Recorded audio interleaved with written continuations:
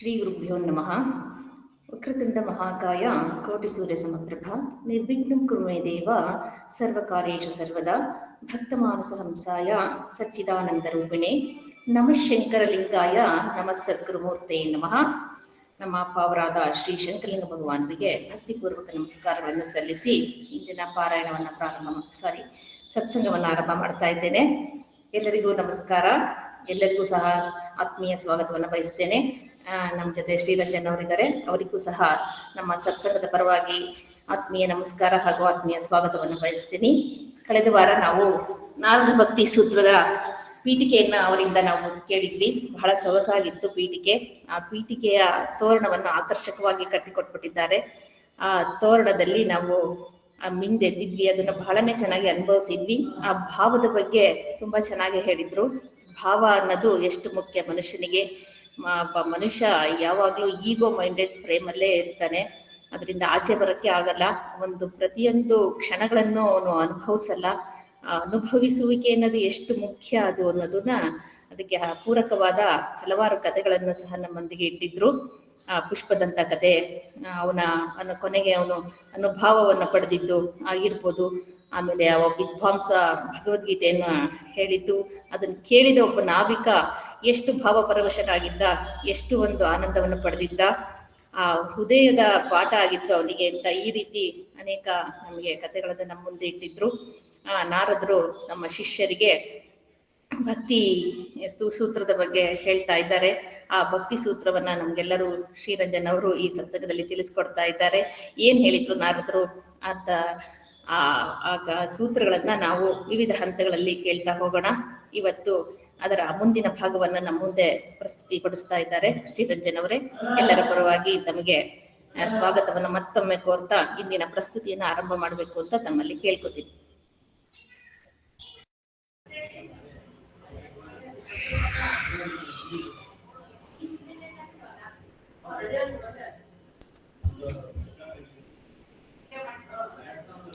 ನಮಸ್ಕಾರ. ಗುರುವೇ ಸರ್ವಲೋಕಾನಾಂ ಭಿಷಜೇ ಭವರೋಗಿಣಾಂ ನಿಧಯೇ ಸರ್ವವಿದ್ಯಾನಾಂ ದಕ್ಷಿಣಾಂ ಮೂರ್ತಯೇ ನಮಃ.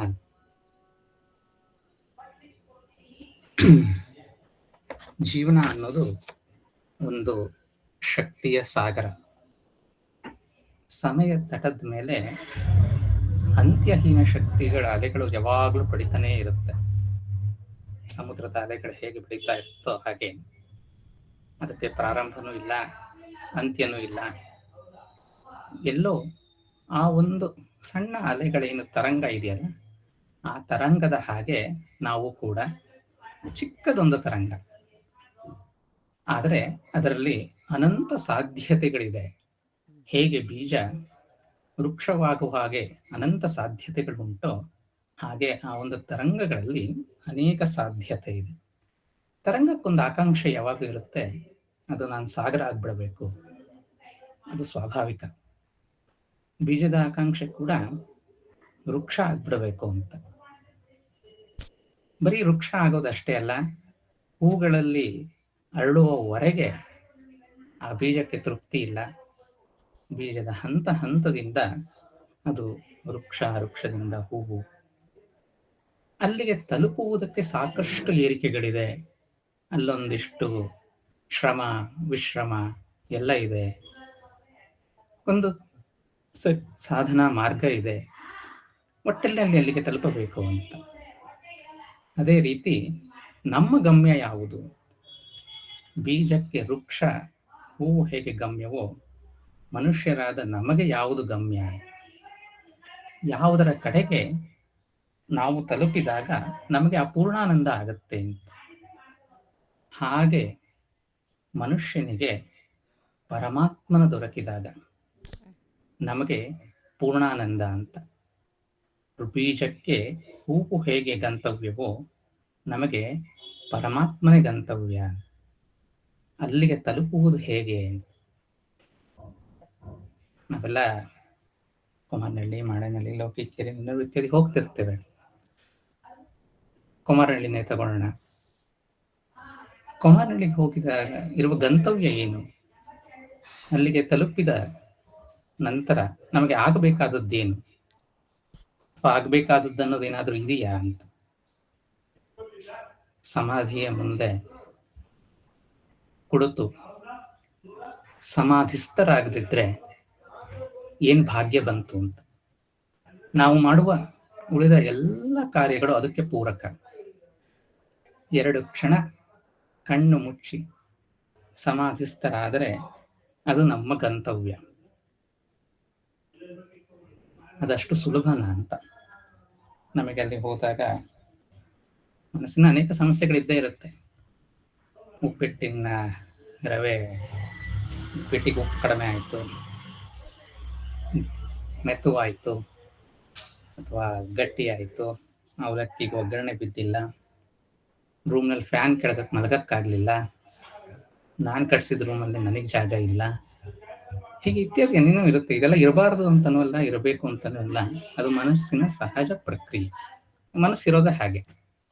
ಇವೆಲ್ಲ ಅಪಸವ್ಯಗಳ ನಡುವೆ ನಮಗೆ ಸಮಾಧಿಸ್ಥರಾಗಲಿಕ್ಕೆ ಸಾಧ್ಯನಾ?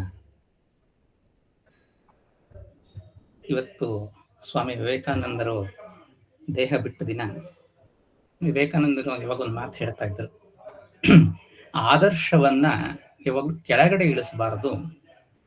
ಆದರ್ಶ ಹತ್ತಲಿಕ್ಕೆ ಅಥವಾ ತಲುಪಲಿಕ್ಕೆ ನಮ್ಮಲ್ಲಿ ಬೇಕಾದಷ್ಟು ವೀಕ್ನೆಸಸ್ಗಳಿರ್ಬೋದು. ಅದನ್ನ ಹೇಗೋ ಪ್ರಯತ್ನ ಪಟ್ಟಲ್ಲಿಗೆ ಹೋಗ್ಬೇಕೇ ವಿನಃ ನನ್ನ ಕೈಯಲ್ಲಿ ಆಗಲ್ಲ ಅಂತ ಅದನ್ನ ಇಳಿಸಬಾರದು ಅಂತ. ನನಗೆ 2 ನಿಮಿಷ ಕಣ್ಣು ಮುಚ್ಕೊಂಡು ಕೂಡ್ಲಿಕ್ಕೆ ಆಗಲ್ಲ ಅಂದ ಮಾತ್ರಕ್ಕೆ ಸಮಾಧಿಸ್ಥ ಆಗುವುದೇ ಪ್ರಾಕ್ಟಿಕಲ್ ಅಲ್ಲ, ಅದಾಗ್ದಲೇ ಇರೋದು ಅಂತಲ್ಲ. ಹಂತ ಹಂತವಾಗಿ ಅಲ್ಲಿಗೆ ತಲುಪುವುದೇ ನಮ್ಮ ಗಂತವ್ಯ. ಕುಮಾರನಹಳ್ಳಿಯಲ್ಲಿ ಅಪ್ಪ ನಡೆದಾಡಿದ ದಾರಿ, ನಡೆದ ಅವನ ಹೆಜ್ಜೆ ಎಲ್ಲೆಲ್ಲೂ ಇದೆ. ಅವನಿಟ್ಟ ಹೆಜ್ಜೆಯ ಮೇಲೆ ನನ್ನ ಕಾಲಿನ ಹೆಜ್ಜೆಯ ಇಡಬೇಕಾದ್ರೆ ಎಷ್ಟು ಕಷ್ಟ ಅಲ್ವಾ? ಅವನಿಟ್ಟ ಹೆಜ್ಜೆಯ ಮೇಲೆ ಈ ನನ್ನ ಮದದ, ಈ ಗರ್ವ ತುಂಬಿರುವ ನನ್ನ ದೇಹದ ಹೆಜ್ಜೆಯನ್ನು ನಾನು ಹೇಗಿಡ್ಲಿ? ಅವನಿಟ್ಟ ಹೆಜ್ಜೆಯ ಮೇಲೆ ಮೋಹ ಪರವಶವಾಗಿರುವ ಈ ದೇಹದ ನನ್ನ ಹೆಜ್ಜೆಯನ್ನ ಹೇಗಿಡ್ಲಿ? ಅವನಿಟ್ಟ ಹೆಜ್ಜೆಯ ಮೇಲೆ ಕಾಮದಿಂದ ತುಂಬಿರೋ ಈ ದೇಹದ ನನ್ನ ಹೆಜ್ಜೆಯನ್ನು ಅದರ ಮೇಲೆ ಹೇಗಿಡ್ಲಿ? ಅವನಿಟ್ಟ ಹೆಜ್ಜೆಯ ಮೇಲೆ ಷಡ್ ರಿಪುಗಳಿಂದ ತುಂಬಿ ಹೋಗಿರೋ ಈ ದೇಹದ ಕಾಲುಗಳನ್ನು ಹೇಗಿಡ್ಲಿ? ಅವನಿಟ್ಟ ಹೆಜ್ಜೆಯ ಮೇಲೆ ಹೇಗೆ ಕೇವಲ ಹುಸಿಯ ನಾಡಿ ಹೊಟ್ಟೆ ಹೊರೆವ ವಿಷಯದಲ್ಲಿ ರಸಿಕನಾಗಿರೋ ನಾನು ಹೇಗೆ ಹೆಜ್ಜೆ ಇಡ್ಲಿ? ಕಾಲುಗಳು ಭಾರ ಆಗತ್ತಲ್ಲ, ತುಂಬ ಕಷ್ಟ ಅನ್ಸುತ್ತೆ. ಗೋಮುಖ ತಪೋವನ 15,000 ಅಡಿ ಮೇಲ್ಗಡೆ. ಬೆಳಗಿನ ಜಾವ ಸುಮಾರು 5 ಗಂಟೆ ಅಷ್ಟೊತ್ತಿಗೆ ಸೂರ್ಯೋದಯ. ಇನ್ನೇನು ಉಷಾ ಕಿರಣ ಬೀಳಬೇಕು ಪರ್ವತಗಳ ಮೇಲೆ. ಆ ಸಂದರ್ಭದಲ್ಲಿ ಒಬ್ಬ ಸಾಧು ಅದನ್ನೇ ನೋಡುತ್ತಾ ಅದರಲ್ಲೇ ಮುಳುಗೋಗಿ ಆ ಆನಂದವನ್ನು ಅನುಭವಿಸ್ತಾ ಇರೋ ಸಂದರ್ಭದಲ್ಲಿ ಆಕಾಶಗಂಗೆ ಅಂದ್ರೆ ಅಲ್ಲಿ ಒಂದು ನದಿ ಹರಿಯುತ್ತೆ, ಅದರ ಪಕ್ಕ 2 ಹಿಮಗಡ್ಡೆಗಳಿತ್ತು. ಸಾಧು ತನ್ನ ಶಿಷ್ಯನಿಗೆ ಕೇಳ್ದ, ಈ 2 ಹಿಮಗಡ್ಡೆಗಳು ಸೇರಬೇಕು ಅಂದ್ರೆ ಏನ್ ಮಾಡಬೇಕು ಅಂತ. ಸಾಮಾನ್ಯವಾಗಿ ಈ ಶಿಷ್ಯರಿಗೆ ಗೊತ್ತು, ಉತ್ತರ ಏನಾರ ಕೊಡಕ್ ಹೋದ್ರೆ ಅದು ಬೇರೆನೇ ಇರುತ್ತೆ ಅಂತ. ಅವ್ರು ಸ್ವಲ್ಪ ಸುಮ್ಮನೆ ಇದ್ರು, ಏನು ಹೇಳಲಿಕ್ಕೆ ಹೋಗ್ಲಿಲ್ಲ. ನೀರವ ಮೌನ. ನಂತರ ಒಂದಿಷ್ಟು ನಿಮಿಷ ಬಿಟ್ಟ ಮೇಲೆ ಗುರುಗಳು ಹೇಳಿದ್ರಂತೆ, ಅಂದ್ರೆ ಸಾಧುಗಳು ಹೇಳಿದ್ರಂತೆ, ಆ 2 ಗಡ್ಡೆಗಳು ಒಂದಕ್ಕೊಂದು ಸೇರಬೇಕು ಅಂದ್ರೆ ಅದು ಕರಗಬೇಕು. ಗಡ್ಡೆಗಳು ಕರಗಿ ನೀರು ಆದಾಗ ಆ ನೀರು ಸುಲಭವಾಗಿ ಸೇರುತ್ತೆ, ಗಡ್ಡೆ ಆದಾಗ ಅದು ಸೇರೋದಿಲ್ಲ. ಅಂದ್ರೆ ಕರಗಬೇಕು. ಏನ್ ಕರಗಬೇಕು? ದೇಹ ಮನಸ್ಸು ಕರಗಬೇಕು. ದೇಹ ಮನಸ್ಸು ಕರಗದಲೇ ಇದ್ದರೆ ಅದು ಸಾಂದ್ರತೆ ಗಟ್ಟಿಯಾಗೇ ಇರುತ್ತೆ, ಅದು ಗಂತವ್ಯವನ್ನು ತಲುಪಿಸಲ್ಲ. ನಮ್ಮ ಎಲ್ಲ ಬಾಹ್ಯಾವಸ್ಥೆಯ ಮನಸ್ಸಿನ ವಿಕಾರಗಳೆಲ್ಲ ಕರಗಬೇಕು, ದೇಹ ಮನಸ್ಸು ಒಂದಾಗಬೇಕು. ಸದ್ಯದ ಪರಿಸ್ಥಿತಿಯಲ್ಲಿ ಮನಸ್ಸು ಹೇಳೋದೇ ಬೇರೆ, ದೇಹ ಹೇಳೋದೇ ಬೇರೆ. ದೇಹ ಮನಸ್ಸು ಒಂದಾಗಬೇಕು, ಕರಗಬೇಕು. ಹಿಮದ ಬಂಡೆ, ಹಿಮಗಡ್ಡೆ ಕರಗಿ ನೀರಾಗಿ ಗಂಗೆಯಲ್ಲಿ ಇಂದ ಸಮುದ್ರ ಹೇಗೆ ತಲುಪುತ್ತೋ ಹಾಗೆ ನಿರಂತರವಾಗಿ ಕರಗುತ್ತಲೇ ಇರಬೇಕು. ಕರಗುವಿಕೆ ನಮ್ಮಿಂದ ಸಾಧ್ಯನಾ ಅನ್ಲಿಕ್ಕೆ ತಕ್ಷಣ ಗುರು ಹೇಳಿದ್ರು, ಸೂರ್ಯನ ಕಿರಣ ಬೀಳದೆ ಕರಗೋಕೆ ಸಾಧ್ಯ ಇಲ್ಲ. ಅಂದರೆ ಪರಮಾತ್ಮನ ದೃಷ್ಟಿ ಇಲ್ಲದಲೇ ಹಿಮಗಡ್ಡೆ ಕರಗೋದಿಲ್ಲ. ಅದು ಅವನ ಆಶೀರ್ವಾದ ಬೇಕು, ಅವನ ಕೃಪೆ ಇಲ್ಲದೆ ಆಗೋದಿಲ್ಲ. ಆದರೆ ಪ್ರಥಮ ಉಷಾ ಕಿರಣ ಬಿದ್ದೊಡನೆ ಕರಗುವಷ್ಟಕ್ಕೆ ಹಿಮಗಡ್ಡೆ ತೆಳುವಾಗಿರಬೇಕು ಅಂತ, ಕರಗಲಿಕ್ಕೆ ನಾವು ಸಿದ್ಧರಾಗಿರಬೇಕು. ಈ ದೇಹ ಮನಸ್ಸು ಕರಗಲಿಕ್ಕೆ ನಾವು ಸಿದ್ಧತೆಯನ್ನು ಮಾಡಿಕೊಳ್ಬೇಕು. ಪರಮಾತ್ಮನ ಜೊತೆಯಾಗಿ ಅವನ ಕೃಪೆ ಕೂಡ ಇರಬೇಕು, ಅದು ಇರುತ್ತೆ.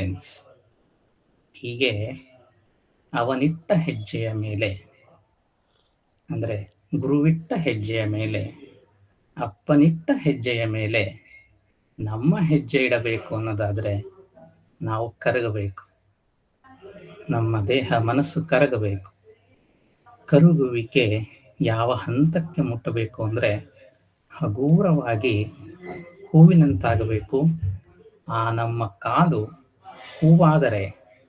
ಹೂವಿನಂತಾದರೆ ಅದೇ ಅಪ್ಪನಿಟ್ಟ ಹೆಜ್ಜೆಯ ಮೇಲೆ ಈ ಕಾಲು ಇಟ್ಟಾಗ ಅದು ಹೂವಾಯಿತು, ಅದೇ ಅವನ ಆರಾಧನೆ. ಅಪ್ಪ ಪ್ರೇಮ ಸ್ವರೂಪ, ಅಪ್ಪ ಭಕ್ತಿ ಸೂತ್ರದ ಪ್ರತೀಕ. ಈ ಎಲ್ಲ ಭಕ್ತಿ ಸೂತ್ರ ಯಾರ್ಯಾರು ಏನೇನಾದ್ರೂ ಹೆಸರು ಹೇಳಿದ್ರು ಕೊನೆಗೆ ಅದು ಅವನದೇ. ನಾರದ ಅನ್ರಿ, ಶಾಂಡಿಲ್ಯ ಅಂದ್ರು ಅಂದ್ರೆ, ಹೆಸರು ಏನಾದ್ರೂ ಇರಲಿ, ಅವನೇ ಆ ಭಕ್ತಿ ಸೂತ್ರದ ಒಳಗಿನ ಸಾರದ ಪ್ರತೀಕ. ಈ ಪ್ರೇಮದ ಅಭಿವ್ಯಕ್ತಿಯಾಗಿರುವ ಅಪ್ಪನೇ ಈ ನಾರದ ಭಕ್ತಿ ಸೂತ್ರದ ಸಾರ ತಿಳಿವು. ಹಾಗಾಗಿ ಅವನನ್ನು ನೆನೆತಾ ನಾವು ಈ ಭಕ್ತಿ ಸೂತ್ರದ ಆರಂಭಿಕ ಸೂಕ್ತಗಳಿಗೆ ಹೋಗಬೇಕಾಗಿದೆ. ನಾರದ ಭಕ್ತಿ ಸೂತ್ರ ಅತ್ಯಂತ ಜನಕ್ಕೆ ಬಹಳ ಮುಟ್ಟಿರ್ತಕ್ಕಂಥದ್ದು. ಸಾಮಾನ್ಯ ಭಾಷೆ ಹೇಳಿದ್ರೆ ತುಂಬ ಪಾಪ್ಯುಲರ್ ಅಂತ. ಅದು ನಾರದರ ಬಗ್ಗೆ ಸರ್ವಪೂಜ್ಯರು. ಈ ನಾರದರು ಮಹರ್ಷಿ ವ್ಯಾಸರ ಮಾನಸಪುತ್ರ ನಾರದರು, ಅಥವಾ ನಾರದ ಅಂತ ಬೇರೆ ಋಷಿ ಇದ್ರು, ಅವರು ಬರೆದಿದ್ದು ಏನೇನೋ ವಿದ್ವಾಂಸರ ವಲಯದಲ್ಲಿ ಚರ್ಚೆಗಳಿದೆ. ಅದು ನಮಗೆ ಅಗತ್ಯ ಇಲ್ಲ. ನದಿ ನೀರಿನಲ್ಲಿ ಬಿದ್ದು ಸೂರ್ಯನ ಕಿರಣದೊಟ್ಟಿಗೆ ನದಿ ನೀರಿನಲ್ಲಿ ಖುಷಿಪಟ್ಟು ಆನಂದ ಪಡೋದಕ್ಕೆ ನದಿ ನೀರಿನ ಹೆಸರಿನ ಹಂಗೇಕೆ ಅಂತ. ಇದು ನಾರದ ಅವ್ರದ್ದೇನು ಇವ್ರದ್ದೇನು ಯಾವ ಹೆಸರೇನು, ಇದರೊಳಗಿನ ಸೂಕ್ತ ಮುಖ್ಯ ಅಷ್ಟೇನೆ, ಸೂತ್ರಗಳು ಮುಖ್ಯ. ನಾರದ ಭಕ್ತಿ ಸೂತ್ರವನ್ನ 84 ಸೂತ್ರಗಳ ಒಳಗೊಂಡಂತೆ ರಚಿಸಿದ್ದಾರೆ. ಈ ಮಾರ್ಗದಲ್ಲಿ ನಡೆದವರು ಬಹಳ ಜನ: ವ್ಯಾಸ, ಶುಕ, ಶಾಂಡಿಲ್ಯ, ಗರ್ಗ, ವಾಲ್ಮೀಕಿ ಮತ್ತಿತರರು. ಇದು ಅತ್ಯಂತ ಮಧುರ ಪ್ರೇಮದ ವಿಷಯವನ್ನ ವ್ಯಕ್ತಪಡಿಸ್ತಕ್ಕಂಥದ್ದಾಗಿದೆ. 84 ಸೂತ್ರಗಳಲ್ಲಿ ಮೊದಲ 24 ಸೂತ್ರವನ್ನ ಪರಾಭಕ್ತಿಯ ಸ್ವರೂಪ ಹೇಗಿರುತ್ತೆ ಅಂತ ಹೇಳಿದ್ರೆ, ಅಲ್ಲಿಂದ 33 ಸೂತ್ರಗಳವರೆಗೆ ಪರಾಭಕ್ತಿಯ ಮಹತ್ವ, ಅದಲ್ಲದೆ 34ರಿಂದ ಒಂದು 48 ಸೂತ್ರಗಳ ಒಳಗೆ 50 ಅಂತ ಭಕ್ತಿ ಸಾಧನದ ಬಗ್ಗೆ, ಬಹುಮುಖ್ಯವಾಗಿ 51ರಿಂದ 68ರವರೆಗೆ ಪ್ರೇಮ ನಿರ್ವಚನ ಅಂತ ಹೇಳ್ತಾರೆ, ಅದನ್ನು ಹೇಳಿಕೆ ಬರಲ್ಲ ಅಂತ. ಅದಾದ ನಂತರ ಕೊನೆಯ ಒಂದು 10-15 ಸೂತ್ರಗಳು ಮುಖ್ಯ ಭಕ್ತಿ ಮಹಿಮೆಯ ಬಗ್ಗೆ ಈ ರೀತಿಯಾಗಿ ಹೇಳ್ತಾರೆ. ಸಣ್ಣ ಸಣ್ಣ ಸೂತ್ರಗಳು, ಇದನ್ನೆಲ್ಲ ನೀವು ಬರೆದಿಟ್ರೆ 1 ಪೇಜ್ ಅಥವಾ 1.5 ಪೇಜ್ ಆಗುತ್ತೆ ಅಷ್ಟೇನೆ. ತುಂಬ ಸಣ್ಣ ಸಣ್ಣ ಸೂತ್ರಗಳು, ಆದರೆ ಅದರ ಹೇಳ್ತಕ್ಕಂಥ ವಿಷಯ ತುಂಬ ಗಂಭೀರವಾಗಿದೆ ಮತ್ತು ಅಷ್ಟೇ ಆನಂದಭರಿತವಾಗಿದೆ ಅಂತ. ಭಕ್ತಿ ಅನ್ನೋದಕ್ಕೆ ಒಂದು ಮುನ್ನೋಟವನ್ನು ಕೊಡೋದು ನಾರದ ಭಕ್ತಿ ಸೂತ್ರ. ಈ ಭಕ್ತಿ ಸೂತ್ರದ ಒಂದೊಂದೇ ಸೂತ್ರವನ್ನು ಕ್ರಮಕ್ರಮವಾಗಿ ಇವತ್ತಿನ ಮುಂದುವರ್ಸೋಣ. ಹಾಗೆ ನೋಡಿದ್ರೆ ದಿನಕ್ಕೆ 20 ಸೂತ್ರಗಳನ್ನು ಅಂದಾಜು ಮುಗಿಸಲ್ಪಟ್ರೆ ಒಂದು 4-5 ಎಪಿಸೋಡ್ಗಳಲ್ಲಿ ಮುಗಿಯುತ್ತೆ. ಇಲ್ಲ ಅಂದರೆ ಇದು ತುಂಬ ಕಷ್ಟ ಆಗುತ್ತೆ ಮುಗಿಸೋದು. ಎಷ್ಟು ಸೂತ್ರಗಳಾಗುತ್ತೆ ಅದನ್ನು ಮುಂದೆ ನೋಡ್ತಾ ಹೋಗೋಣ. ಮೊದಲನೆಯ ಸೂತ್ರ ಬಹಳ ಅದ್ಭುತವಾದಂಥದ್ದು. ಅಥಾಥೋ ಭಕ್ತಿಂ ವ್ಯಾಖ್ಯಾಸ್ಯಾಮಃ. ಅಥಾಥೋ ಭಕ್ತಿಂ ವ್ಯಾಖ್ಯಾಸ್ಯಾಮಃ. ಇವಾಗ ಭಕ್ತಿಯ ವ್ಯಾಖ್ಯೆಯನ್ನು ಹೇಳುತ್ತೇನೆ. ನಾರದ ಮಹರ್ಷಿಗಳು ತಮ್ಮ ಆಶ್ರಮದಲ್ಲಿ ಕುಳಿತಿದ್ದಾರೆ. ಅನೇಕ ಶಿಷ್ಯರು ಬಂದಿದ್ದಾರೆ. ಶಿಷ್ಯರೆಲ್ಲರೂ ನಾರದರು ಹೇಳುವ ಸೂತ್ರಗಳನ್ನು ಕೇಳಲಿಕ್ಕೆ ತಯಾರಾಗಿದ್ದಾರೆ.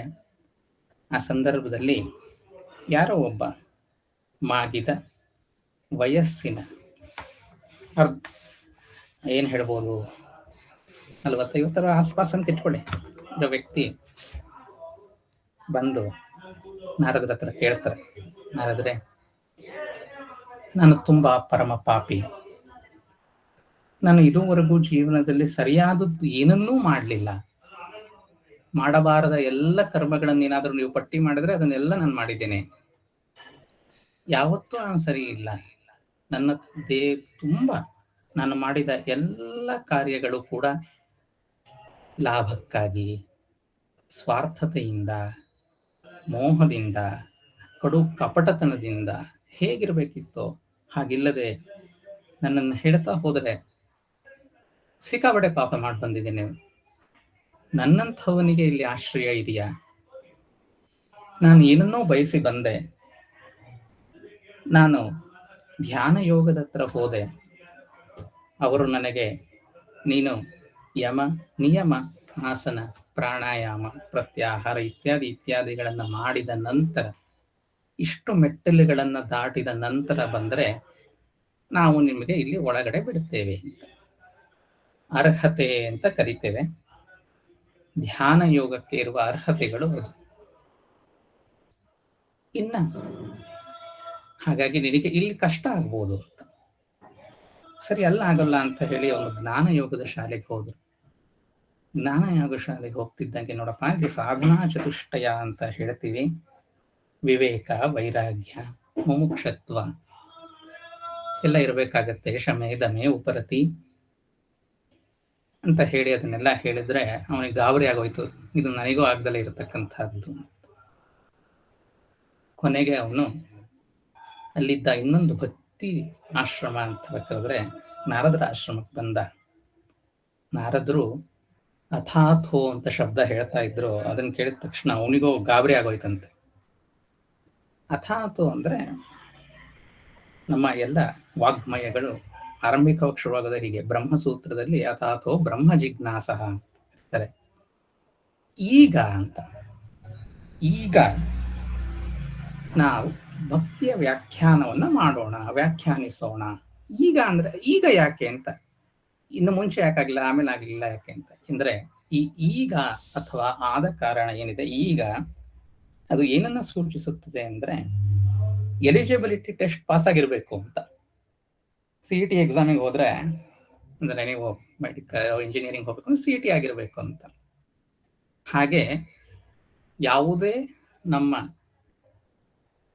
ಉಪನಿಷತ್ತಾಗ್ಲಿ, ವಾಗ್ಮಯಗಳಾಗ್ಲಿ ವೇದಕ್ಕೆ ಬರಬೇಕು ಅಂದ್ರೆ ಒಂದು ಅರ್ಹತೆ ಇರಬೇಕು, ಅಧಿಕಾರ ಇರಬೇಕು ಅಂತ. ಬೆಂಡಿ ಬೆಡಲಾಗಿ ಬಂದಿರತಕ್ಕಂಥ ಇವನು ಇಲ್ಲೂ ಕೂಡ ಅಥಾಥೋ ಶಬ್ದ ಕೇಳಿದ ತಕ್ಷಣ ಗಾಬರಿ ಆಗೋಗ್ಬಿಟ್ಟ.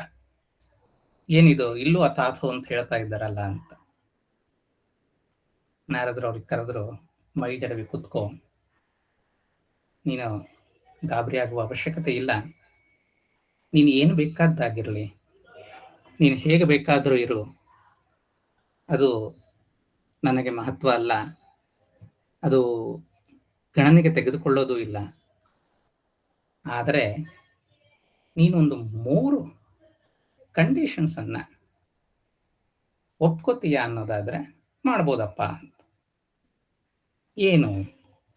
ಮೊದಲನೆಯದಾಗಿ, ಅದೇನು ಇಷ್ಟು ಉದ್ದ ಹೇಳಿದೆಯಲ್ಲ, ನಾನು ಅದು ಮಾಡಿದ್ದೆ, ಇದು ಮಾಡಿದ್ದೆ, ಪಾಪ ಪುಣ್ಯ ಎಕ್ಸೆಟ್ರಾ, ಅದನ್ನೆಲ್ಲ ಮರೆತು ಬಿಡು ಅಂತ.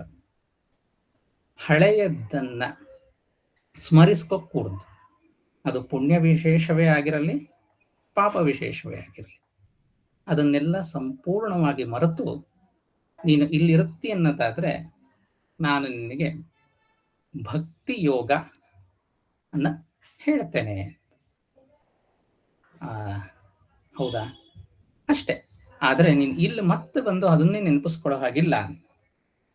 ವಿಶಾಲವಾದ ವೃಕ್ಷ ಬೇಸಿಗೆಯಲ್ಲಿ ದಣಿದು ಬಾಯಾರಿ ಸುಸ್ತಾಗಿ ಬಂದು ಕೂತ್ರೆ, ಬಂದಾಗ ಮರ ಯಾವತ್ತೂ ಕೂಡ ನೀನು ಯಾರು ಅಂತ ಪ್ರಶ್ನೆ ಮಾಡಲ್ಲ. ಅವನು ಹೇಗೆ ಇರಲಿ, ಅವನು ಶ್ರೀಮಂತನೇ ಇರಲಿ, ಬಡವನೇ ಇರಲಿ, ಪಾಪಿನೇ ಇರಲಿ, ಪುಣ್ಯವಂತನೇ ಇರಲಿ, 2 ಸಮಾನವಾಗಿ ಎಲ್ಲರಿಗೂ ದೊರಕುತ್ತೆ. ಆದರೆ ಅಂತ ಮರದ ಕೆಳಗೆ ಕೂತು ನೀನು ಮತ್ತೆ ಹಳೆದನ್ನೇ ನೆನಪಿಸ್ಕೊಂಡ್ರೆ ಅದು ನಿನ್ನ ದೌರ್ಭಾಗ್ಯ ಅಂತಾರೆ ನಾರದರು ಹೇಳ್ತಾ. ನೀನು ಹಳೆಯದನ್ನೆಲ್ಲ ಮರೆಯೋದಕ್ಕೆ ಸಿದ್ಧನಾಗಿ ಹೊಸದೊಂದು ಬದುಕನ್ನು ಆರಂಭಿಸುತ್ತೆ ಆದರೆ ಯು ಆರ್ ಮೋಸ್ಟ್ ವೆಲ್ಕಮ್, ನೀಲಿ ಬಾಪ್ಪ. ಸ್ವಲ್ಪ ಖುಷಿ ಆಯಿತು. ಎರಡನೇದಾಗಿ, ಅವನು ನಿನಗೆ ಇಚ್ಛೆ ಇದೆಯಾ, ನಿನಗೆ ಭಗವಂತ ಬೇಕು, ಪರಮಾತ್ಮ ಬೇಕು ಅನ್ನುವ ಇಚ್ಛೆ ನಿಜವಾಗಿಯೂ ಇದೆಯಾ ಅಂತ. ಅದು ಕಪಟ ಇರಬಾರದು ಅಂತ. ನಿನಗೆ ನಿಜವಾಗಿಯೂ ಭಗವಂತನ ಬೇಕು ಎಂಬ ಇಚ್ಛೆ ಇರೋದಾದ್ರೆ ನೀನು ಇಲ್ಲಿ ಬರಬಹುದು. ಕೊನೆಯದಾಗಿ ಅವನು ಹೇಳ್ತಾನೆ, ಶರಣಾಗತ ಆಗಲಿಕ್ಕೆ ನೀನು ಸಿದ್ಧ ಇದೆಯಾ? ನೀನು ಅವನಿಗೆ ಎಲ್ಲವನ್ನೂ ಒಪ್ಪಿಸಿಕೊಳ್ಳಿಕ್ಕೆ ನಿನ್ನಲ್ಲಿ ಸಾಧ್ಯತೆ ಇದೆಯಾ? ಹೀಗಾಗುತ್ತಾ ನಿನ್ನ ಕೈಯಲ್ಲಿ ಅಂತ ಹೇಳಿ ಅವನನ್ನು ಕೇಳ್ತಾನೆ.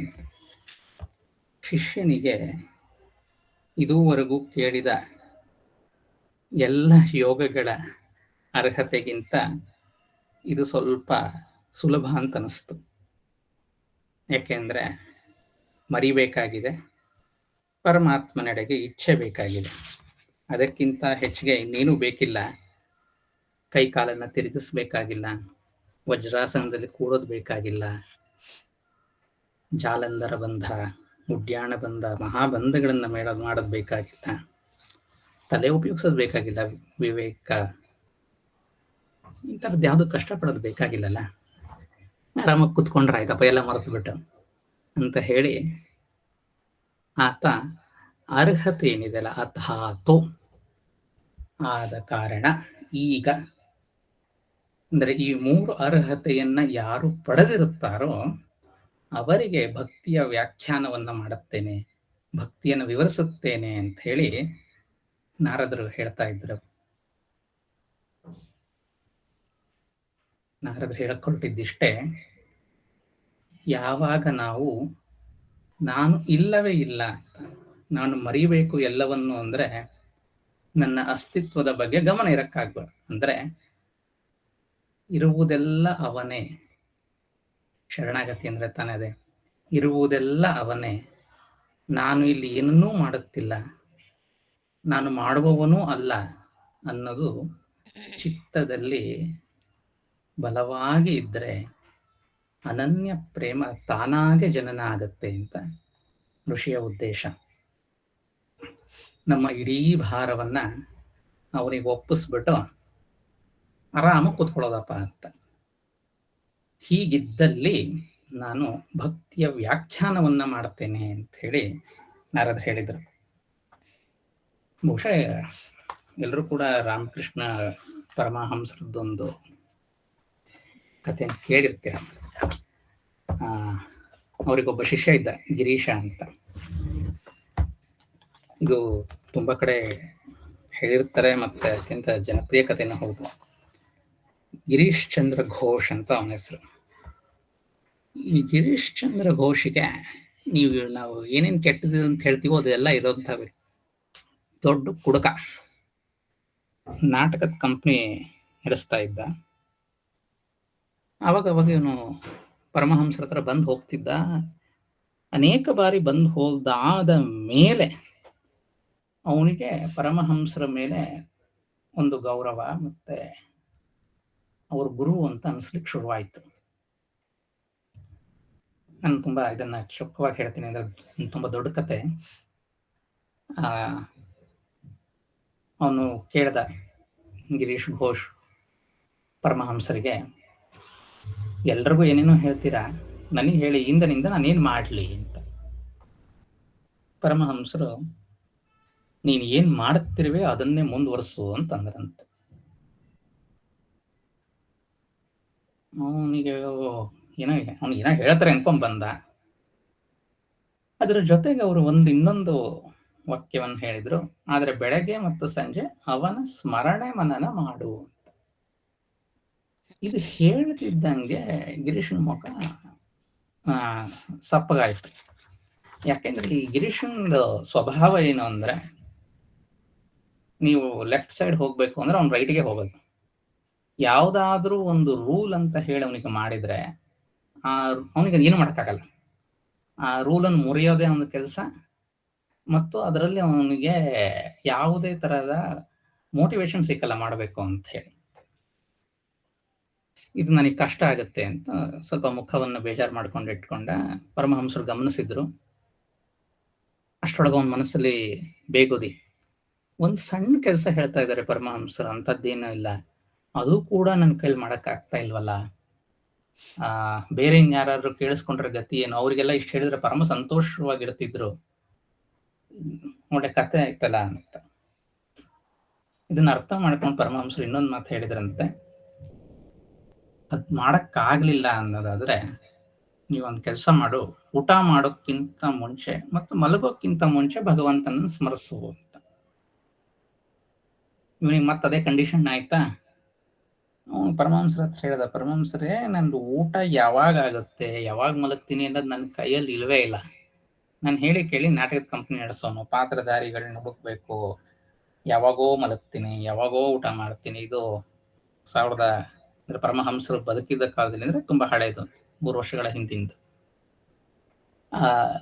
ಹಿಂಗಿದೆ ನಂದು ಪರಿಸ್ಥಿತಿ, ಆಗದಲ್ಲೇ ಇರೋದು. ಮತ್ತೆ ಅದೇ ಫ್ರೇಮ್ ವರ್ಕ್ ಅಂದ್ರೆ ನನಗೆ ಒಂದು ರೂಲ್ ಅಂತ ಹಾಕ್ಬಿಟ್ರೆ ಕಷ್ಟ ಅಲ್ಲ ಅಂತ ಅನ್ಕೋತಿದ್ನ. ಪರಮಹಂಸರು ನೋಡಿ ನಗ್ತಾ ಇದ್ರಂತೆ. ಅವ್ರಿಗೆ ಗೊತ್ತಿಲ್ದಲ್ಲ ಇದೆ, ನಗ್ಬಿಟ್ಟು ಹೇಳಿದ್ರಂತೆ, ಅದು ನಿನಗೆ ಆಗೋದಿಲ್ಲ ಅಂದ್ರೆ ಒಳ್ಳೇದೊಂದು ಕೆಲಸ ಮಾಡು, ನಿನ್ನ ಎಲ್ಲ ಭಾರವನ್ನ ನನ್ನ ಮೇಲೆ ಹಾಕು, ನೀನ್ ಏನ್ ಮಾಡ್ಬೇಕಾಗಿದೆ ಅದನ್ನ ನಾನ್ ಮಾಡ್ತೇನೆ, ನನಗೆ ಜನರಲ್ ಪವರ್ ಆಫ್ ಅಟಾರ್ನಿ ಕೊಟ್ಬಿಡು ಅಂತ. ಅವರು ಇದನ್ನ ವಕಾಲತ್ ಅಂತ ಶಬ್ದ ಉಪಯೋಗಿಸ್ತಾರೆ, ನನಗೆ ವಕಾಲತ್ ಕೊಡು. ಗಿರೀಶಂಗ್ ತುಂಬಾ ಇಷ್ಟ ಆಗ್ಬಿಡ್ತು. ಅಯ್ಯೋ, ನಾನ್ ಮಾಡೋದೇನು ಬೇಕಾಗಿಲ್ಲ, ಎಲ್ಲ ನನ್ನ ಹೊರೆ ಅವ್ರಿಗೆ ಒಪ್ಪಿಸ್ಬಿಟ್ಟಿದ್ದೀನಿ, ನನ್ನದು ಅಂತ ಏನೂ ಇಲ್ಲ, ಎಲ್ಲ ಪರಮಾತ್ಮಂದ ಅಂದ್ರೆ ಪರಮಹಂಸರದೇನೆ, ನನ್ನಿಂದ ಆರಾಮಾಗೋಯ್ತಲ್ಲ ಅಂತ. ಗಿರೀಶನಿಗೆ ಇದು ಆ ಕ್ಷಣದಲ್ಲಿ ಅರ್ಥ ಆಗಿರ್ಲಿಲ್ಲ. ಒಳ್ಳೇದಾಗ್ಲಿ ಕೆಟ್ಟದಾಗ್ಲಿ, ಯಶಸ್ಸಾಗಲಿ ಅಪಯಶಸ್ಸಾಗ್ಲಿ, ಎಷ್ಟೇ ದುಃಖ ಕಷ್ಟಗಳು ಬರಲಿ, ಅವುಗಳನ್ನೆಲ್ಲ ಮೌನವಾಗಿ ಸಹಿಸೋದೇ ಪರಮಾತ್ಮನ ಮೇಲೆ ಭಾರ ಹಾಕೋದು ಅನ್ನೋದರ ಅರ್ಥ ಅವಾಗ ಇನ್ನು ಗಿರೀಶನಿಗೆ ಆಗಿರ್ಲಿಲ್ಲ. ಗಿರೀಶನಿಗೆ ಇದು ಏನು ಅನ್ನೋ ಅರ್ಥನೂ ಆಗಿರ್ಲಿಲ್ಲ. ರಾಮಕೃಷ್ಣರನ್ನ ಅವಲಂಬಿಸಿದ ಒಂದು ಹೊಸ ಅಹಂಕಾರ ಅವನಲ್ಲಿ ಮೂಡಿತ್ತು. ಅಂದ್ರೆ ಎಲ್ಲವೂ ಕೂಡ ನನ್ನ ಪರಮಹಂಸರಿಗೆ ಒಪ್ಪಿಸ್ಬಿಟ್ಟಿದ್ದೇನೆ, ನಂದೆಲ್ಲ ಅವ್ರನ್ನೇ ನೋಡ್ತಾ ಇದ್ದಾರೆ, ಈಸ್ ಟೇಕಿಂಗ್ ಕೇರ್, ಏನೇ ಆಗ್ಲಿ ಎಲ್ಲವೂ ಅವರೇ ಅಂತ ಹೇಳಿ ಅಂತ. ಭಕ್ತಿ ಶಾಸ್ತ್ರದಲ್ಲಿ ಈ ತರ ಬರುವ ಅಹಂಭಾವವನ್ನ ಇದು ಉನ್ನತ ಮಟ್ಟದ ಸಾಧನೆ ಅಂತಲೂ ಪರಿಗಣಿಸ್ಬಿಡ್ತಾರೆ. ಒಂದಿನ ಗಿರೀಶ ಯಾವುದೋ ವಿಷಯದಲ್ಲಿ ರಾಮಕೃಷ್ಣರ ಮುಂದೆ ಬಂದು, ನೋಡಿ, ನಾನೀಗ ದೊಡ್ಡ ನಾಟಕವನ್ನು ಮಾಡ್ತಿದ್ದೇನೆ, ಅಥವಾ ಇನ್ನೂ ನಾನು ಮಾಡ್ತಾ ಇದ್ದೇನೆ ಅಂತ ಹೇಳಿದ್ನಂತೆ. ತಕ್ಷಣ ಪರಮಹಂಸರು ಹೇಳಿದ್ರಂತೆ, ಏನ್ ಹೇಳ್ತಿದೀಯ ನೀನು, ನಾನ್ ಮಾಡ್ತಿದ್ದೀನಿ ಅಂತ ಹೇಳ್ತಿದೀಯಲ್ಲ, ಈಶ್ವರನ ಇಚ್ಛೆಯಾದ್ರೆ ಮಾಡುತ್ತೇನೆ ಅಂತ ಹೇಳಬೇಕು. ಅವಾಗ ಗಿರೀಶಂಗ್ ಒಂದೇ ಕ್ಷಣ ನೆನಪಾಯ್ತಂತೆ, ಹೌದಲ್ವಾ, ನಾನು ಎಲ್ಲವನ್ನೂ ಪರಮಹಂಸರ ಮೇಲೆ ಭಾರ ಹಾಕಿದ್ದೇನೆ, ಆ ಭಗವಂತನ ಮೇಲೆ ಭಾರ ಹಾಕಿದ್ದಾಗಿದೆ, ಹಾಗಾದ್ರೆ ನಾನ್ ಮಾಡೋದು ಅಂದ್ರೆ ಏನು? ಅವನಿಗೆ ಇದು ಕ್ಷಣ ಕ್ಷಣಕ್ಕೂ ಅವನ ಭಾವಾಂತರಂಗದಲ್ಲಿ ಮೂಡ್ಲಿಕ್ಕೆ ಶುರುವಾಗುತ್ತೆ ಅಂತ. ಪರಮಹಂಸರ ಕಾಲವಾಗುತ್ತೆ, ಕಣ್ಮರೆ ಆಗ್ತಾರೆ. ಗಿರೀಶನಿಗೂ ಕೂಡ ಪತ್ನಿ ಪುತ್ರರ ವಿಯೋಗ ಆಗುತ್ತೆ, ಅನೇಕ ದುಃಖಗಳನ್ನು ಅನುಭವಿಸ್ಬೇಕಾಯ್ತು. ಪ್ರತಿ ಬಾರಿಯೂ ಅವನ ಮನಸ್ಸು ಅವನಿಗೆ ಹೇಳ್ತಿತ್ತು, ಎಷ್ಟೊಂದು ಕಷ್ಟ ಬರ್ತಾ ಇದೆಯಲ್ಲ, ಆದರೆ ಈ ರೀತಿ ಆಗಬೇಕು ಎಂಬುದು ಪರಮಹಂಸರೇ ಇಚ್ಛೆಯಾಗಿದೆಯೇನೋ, ಹಾಗಾಗಿ ಇದನ್ನ ನಾನು ಅನುಭವಿಸ್ಬೇಕು ಅಂತ. ನನಗೆ ಯಾವಾಗ ಎಲ್ಲವನ್ನೂ ನಾನು ಅವರ ಮೇಲೆ ಒಪ್ಪಿಸಿದೆನೋ, ಬಂದದ್ದು ಏನೇ ಆಗಿದ್ರು ಅದು ಹಸಾದ, ಅದು ಪ್ರಸಾದವೇ, ಅದರಲ್ಲಿ ನಾನು ತಾರತಮ್ಯ ಎಣಿಸೋ ಹಾಗಿಲ್ಲ ಅಂತ. ಭಗವಂತನ ಮೇಲೆ ಎಲ್ಲವನ್ನೂ ಹಾಕುವ, ಅಂದ್ರೆ ಸರೆಂಡರಿಂಗ್, ಆ ಮೂರನೇ ಕಂಡೀಷನ್ ಇದೆಯಲ್ಲ, ಅಥಾತೋದು, ಅಂದ್ರೆ ನಾರದರು ಹೇಳಿದ್ದು, ಅದು ಎಣಿಸಿದಷ್ಟು ಸುಲಭ ಅಲ್ಲ. ಅದರದ ಆಳ ವಿಸ್ತಾರ ತುಂಬಾ ದೊಡ್ಡದು. ಭಜನೆ ಜಪ ತಪ ಅನ್ನೋದು 1 ಗಂಟೆನೋ ಅರ್ಧ ಗಂಟೆಗೋ ಕಾಲ್ ಗಂಟೆಗೋ ಮುಗಿದು ಹೋಗ್ಬಿಡುತ್ತೆ, ಅದಕ್ಕೊಂದು ಸಮಯ ಇದೆ. ಆದ್ರೆ ಯಾರು ಆ ಭಗವಂತನಿಗೆ ವಕಾಲತ್ತನ್ನ ಕೊಡ್ತೀವಿ ಅಂತಾರೋ, ನೀನೇ ಎಲ್ಲ ಅಂತ ಹೇಳ್ತಾರೋ, ಅವರಿಗೆ ಪ್ರತಿ ಹೆಜ್ಜೆ ಇಡುವಾಗ, ಪ್ರತಿ ಉಸಿರಿನಲ್ಲಿಯೂ ತಾನದನ್ನ ಭಗವಂತನನ್ನ ಆಶ್ರಯಿಸಿ ಅವನ ಶಕ್ತಿಯಿಂದನೇ ಮಾಡುತ್ತಿರುವೆ, ಅಥವಾ ತನ್ನ ಕ್ಷುದ್ರ ಅಹಮ್ಮನ್ನು ಆಶ್ರಯಿಸಿ ಮಾಡ್ತಿದ್ದೇನೋ ಅನ್ನೋದು ಪ್ರತಿ ಬಾರಿ ಒಳಗಡೆ ಚುಚ್ಚಿ ಚುಚ್ಚಿ ಕೇಳ್ತಾ ಇರುತ್ತೆ. ಹಾಗಾಗೇನೆ ಅಪ್ಪನ ಆಶ್ರಮಗಳಲ್ಲಿ ನಾವು ಪ್ರತಿ ಕಾಲನ್ನು ಇಡಬೇಕಾದ್ರೂ ಇದೆ, ನನ್ನ ಹೆಜ್ಜೆ ನನ್ನ ಅಹಂಕಾರದಿಂದ ಇಡುತ್ತಿದ್ದೇನಾ, ಅಥವಾ ಅವನಿಂದ ನಾನು ನಡೀತಿದ್ದೇನಾ ಅನ್ನೋದು ಪ್ರತಿ ಹೆಜ್ಜೆಯು ನಮ್ಮ ಮನಸ್ಸಿನಲ್ಲಿ ತಿವಿದ್ರೆ ಅದು ನಾವು ಅವನಿಗೆ ಶರಣಾಗತಿ. ಹಾಗಾಗಿ ಶರಣಾಗತಿ ಅನ್ನುವ, ಅಂದ್ರೆ ಈ ಕ್ವಾಲಿಫಿಕೇಶನ್ ಏನಿದೆ, ಭಕ್ತಿಶಾಸ್ತ್ರ ನೋಡ್ಲಿಕ್ಕೆ ತುಂಬಾ ಸುಲಭ ಅನ್ಸಿದ್ರು ಒಳಗಡೆ ಕಷ್ಟದ ಕೆಲಸ. ಇದೇ ಸಂದರ್ಭದಲ್ಲಿ ಪರಮಹಂಸರೇ ಒಂದು ಕಥೆಯನ್ನ ಹೇಳ್ತಾರೆ, ಬ್ರಾಹ್ಮಣ ಮತ್ತು ಗೋಹತ್ಯೆಯ ಕಥೆ ಅಂತ. ಇದೊಂದು ಸಣ್ಣದ ಮುಗಿಸಿ ಮುಂದೆ ಹೋಗೋಣ, ಆಗ್ಲೇ 6:30 ಆಗ್ತಾ ಇದೆ. ಒಬ್ಬ ಬ್ರಾಹ್ಮಣ ತುಂಬಾ ದೊಡ್ಡದಾದ ಚೆನ್ನಾಗಿರೋ ಹೂವಿನ ಗಿಡ, ಹಣ್ಣಿಂದು ಬಗೆ ಬಗೆದು ಬೆಳೆಸಿದ್ದ. ತುಂಬಾ ಚೆನ್ನಾಗಿ ಬೆಳೆದಿತ್ತು, ಫಲ ಪುಷ್ಪ ಭರಿತ ತೋಟ. ಹಸು ನುಗ್ತು ಒಳಗೆ, ಎಲ್ಲ ತಿಂದಾಕ್ಬಿಡ್ತು. ಬಂದ ಪೋಪಿಷ್ಟ, ತಗೊಳಪ್ಪ ತಗೊಂಡ, ದೊಣ್ಣೆ ಪಟ ಪಟ ಬಡದ. ಹಸು ವೀಕ್ ಆಗಿತ್ತು ಅನ್ಸುತ್ತೆ, ಸತೆ ಹೋಗ್ಬಿಡ್ತು. ಅದು ಹೋದ್ಮೇಲೆ ಇವನಿಗೆ ಭೀತಿ ಶುರುವಾಯ್ತು, ಗೋಹತ್ಯೆಗೆ ಬರುತ್ತಲ್ಲ ಅಂತ. ಏನೋ ಒಂದು ಶಾಸ್ತ್ರ ಗೀಸ್ತ್ರ ಓದಿದ್ದ. ಅವನಿಗೆ ನಮ್ಮ ಇಂದ್ರಿಯಗಳಿದೆ, ಇದು ಒಂದೊಂದು ದೇವತೆಗಳ ಇದನ್ನ ಪ್ರತಿನಿಧಿಸುತ್ತೆ ಅಂತ. ಕಣ್ಣಿಗೆ ಸೂರ್ಯ, ಕಿವಿಗೆ ವಾಯು, ಕೈಗೆ ಇಂದ್ರ, ಈ ತರ. ಅವನು ನಾನು ಈ ಕೈಯಿಂದ ಹೊಡೆದಿದ್ದೇನೆ ಅಂದ್ರೆ ಇದು ನಾನಲ್ಲ, ಹಸುವನ್ನ ಕೊಂದಿದ್ದು ನನ್ನ ಕೈ, ಹಾಗಾಗಿ ನನಗೇನು ಈ ಪಾಪದ ಬೆನ್ನತ್ತೋದಿಲ್ಲ, ತಟ್ಟೋದಿಲ್ಲ ಅಂತ. ಸರಿ, ಈ ಗೋಹತ್ಯೆ ಪಾಪ ಇತ್ತಲ್ಲ, ಅದು ಬಂತಂತ ಬ್ರಾಹ್ಮಣ ಹಟ್ಟಿಸ್ಕೊಂಡು. ಅವಾಗ ಅವನು ಹೇಳಿದ, no no no no you don't come to me, ಇದು ಇಂದ್ರ ಮಾಡಿದ್ದು, ನೀನ್ ಇಂದ್ರನ ಹತ್ರ ಹೋಗು ಅಂತ. ಸರಿ, ಅವನು ಇಂದ್ರನ ಹತ್ರ ಹೋಗಿ ಹೇಳಿದ್ನಂತ, ಹಿಂಗ್ ನೋಡಪ್ಪ ಹಿಂಗ ಆಗ್ತಾ ಇದೆ, ಹಿಂಗ್ ಹೇಳ್ತಾ ಇದ್ದಾನೆ ಅಂತ. ಸರಿ, ಇಂದ್ರ ಅದಕ್ಕೆ ಹೇಳತ್ತಂತ, ಒಂದು 10 ನಿಮಿಷ ಟೈಮ್ ಕೊಡು, ನಾನು ಅಲ್ಲಿಗೆ ಹೋಗಿ ಬರ್ತೀನಿ ಅವನ ಹತ್ರ. ಒಂದು ವೇಳೆ ನನ್ನ ಅಲ್ಲಿಗೆ ಹೋಗಿ ಬಂದು ಫ್ಯಾಕ್ಟ್ಸ್ ಅನ್ನು ಎಕ್ಸಾಮೈನ್ ಮಾಡಿದ್ಮೇಲೆ ಅದು ಸರಿ ಇದ್ರೆ ನೀನ್ ನನ್ನನ್ನೇ ಹೇಳ್ಕೊಂಡು ಹೋಗು ಅಂತ ಹೇಳಿ ಇಂದ್ರ ಹೇಳ್ತಾನಂತೆ ಪಾಪದ ಅಧಿದೇವತೆಗೆ. ಸರಿ, ಇಂದ್ರ ಮಾರುವೇಷದಲ್ಲಿ ತೋಟಕ್ಕೆ ಬಂದ. ಸಿಕ್ಕ ಅವನು ಬ್ರಾಹ್ಮಣ, ಹಾಯ್ ಅಂತೆಲ್ಲ ಹೇಳಿ, ಎಷ್ಟು ಆಸಕ್ತಿಯಿಂದ ಗಿಡ ಮರಗಳನ್ನೆಲ್ಲ ಬೆಳೆಸಿದ್ಯಲ್ಲ, ಎಷ್ಟು ಚೆನ್ನಾಗಿದೆ ಅಂತ. ಈ ತೋಟ ನಿಮ್ದೇನಾ? ಹೌದು ಹೌದು. ಇವೆಲ್ಲ ಎಷ್ಟು ಚೆನ್ನಾಗಿ ಬೆಳೆದಿದ್ದೀರಾ ಅಂದ ತಕ್ಷಣ ಅವನಿಗೆ ತುಂಬಾ ಖುಷಿ ಆಗೋಯ್ತು. ನೋಡಿ, ನಾನು ಎಷ್ಟು ಕಷ್ಟಪಟ್ಟೆ, ನಾನು ದಿನ ಇದನ್ನು ಮೇಂಟೈನ್ ಮಾಡಿದೆ, ಇದರಲ್ಲೆಲ್ಲ ಏನೇನೆಲ್ಲ ಅಡಗಿದೆ ಗೊತ್ತಾ, ಎಂತೆಂಥ ವೈಜ್ಞಾನಿಕ ಕಾರಣ ಇದೆ, ನನ್ನ ಶ್ರಮ ಏನು ಕಡಿಮೆನಾ ಅಂತ ಎಲ್ಲ ಹೇಳಿ ತುಂಬ ಖುಷಿ ಆಯಿತು. ಅವನಿಗೆ ಸಂತೋಷ ಆಯಿತು. ಬ್ರಾಹ್ಮಣನಿಗೆ ಕಿವಿಗಳೆಲ್ಲ ಆನಂದ, ಪರಮಾನಂದ ಆಯಿತು, ಇದೆಲ್ಲ ನಾನೇ ಮಾಡಿದ್ದು ಅಂತ. ಹಾಗೆ ಸ್ವಲ್ಪ ಮುಂದೆ ಹೋದ್ರೆ ಆ ಹಸು ಸತ್ತ ಜಾಗ ಸಿಕ್ತು. ಏನಿದು? ಇಲ್ಲ ಇಲ್ಲ ಹಸು ಸತ್ತಿತ್ತು, ಅದನ್ನ ಕೂತಿದ್ದೆ. ಹಸುನ್ ಕೊಂದವ್ರು ಯಾರು ಅಂತ ಹೇಳಿದ್ನು. ಹಸುನ್ ಕೊಂದವ್ರು ಯಾರು ಅಂದ ತಕ್ಷಣ ಇವ್ನು ಸುಮ್ಮನಾಗ್ಬಿಟ್ಟ. ಅವಾಗ ಇಂದ್ರ ಕೇಳಿದ್ನಂತೆ, ಈ ಎಲ್ಲ ಗಿಡ ಹಾಕಿದ್ದು ಚೆನ್ನಾಗಿ ಬಂದಿದ್ದಕ್ಕೆ ಕಾರಣ ನೀನೇ ಆಗೋದಾದ್ರೆ ಹಸುವನ್ನ ಕೊಂದಿದ್ದು ನೀನೇನೆ. ಇದನ್ನ ಮಾತ್ರ ಅದನ್ನ ನಾನಲ್ಲ ಅಂತ ಹೇಳೋದಾದ್ರೆ ಅದನ್ನ ಹಿಪಾಕ್ರಸಿ, ಡಾಂಬಿಕತನ ಅಂತ ಕರೀತಾರೆ. ಹಾಗಾಗಿ ನೀನು ಈ ಪಾಪಕ್ಕೆ ನೀನೇ ಅರ್ಹ, ನಾನಲ್ಲ ಅಂತ ಹೇಳಿ, ಇದು ಪರಮಹಂಸರು ಹೇಳಿದ ಕಥನೆ ಅಂತ ಹೇಳಿದ್ರು.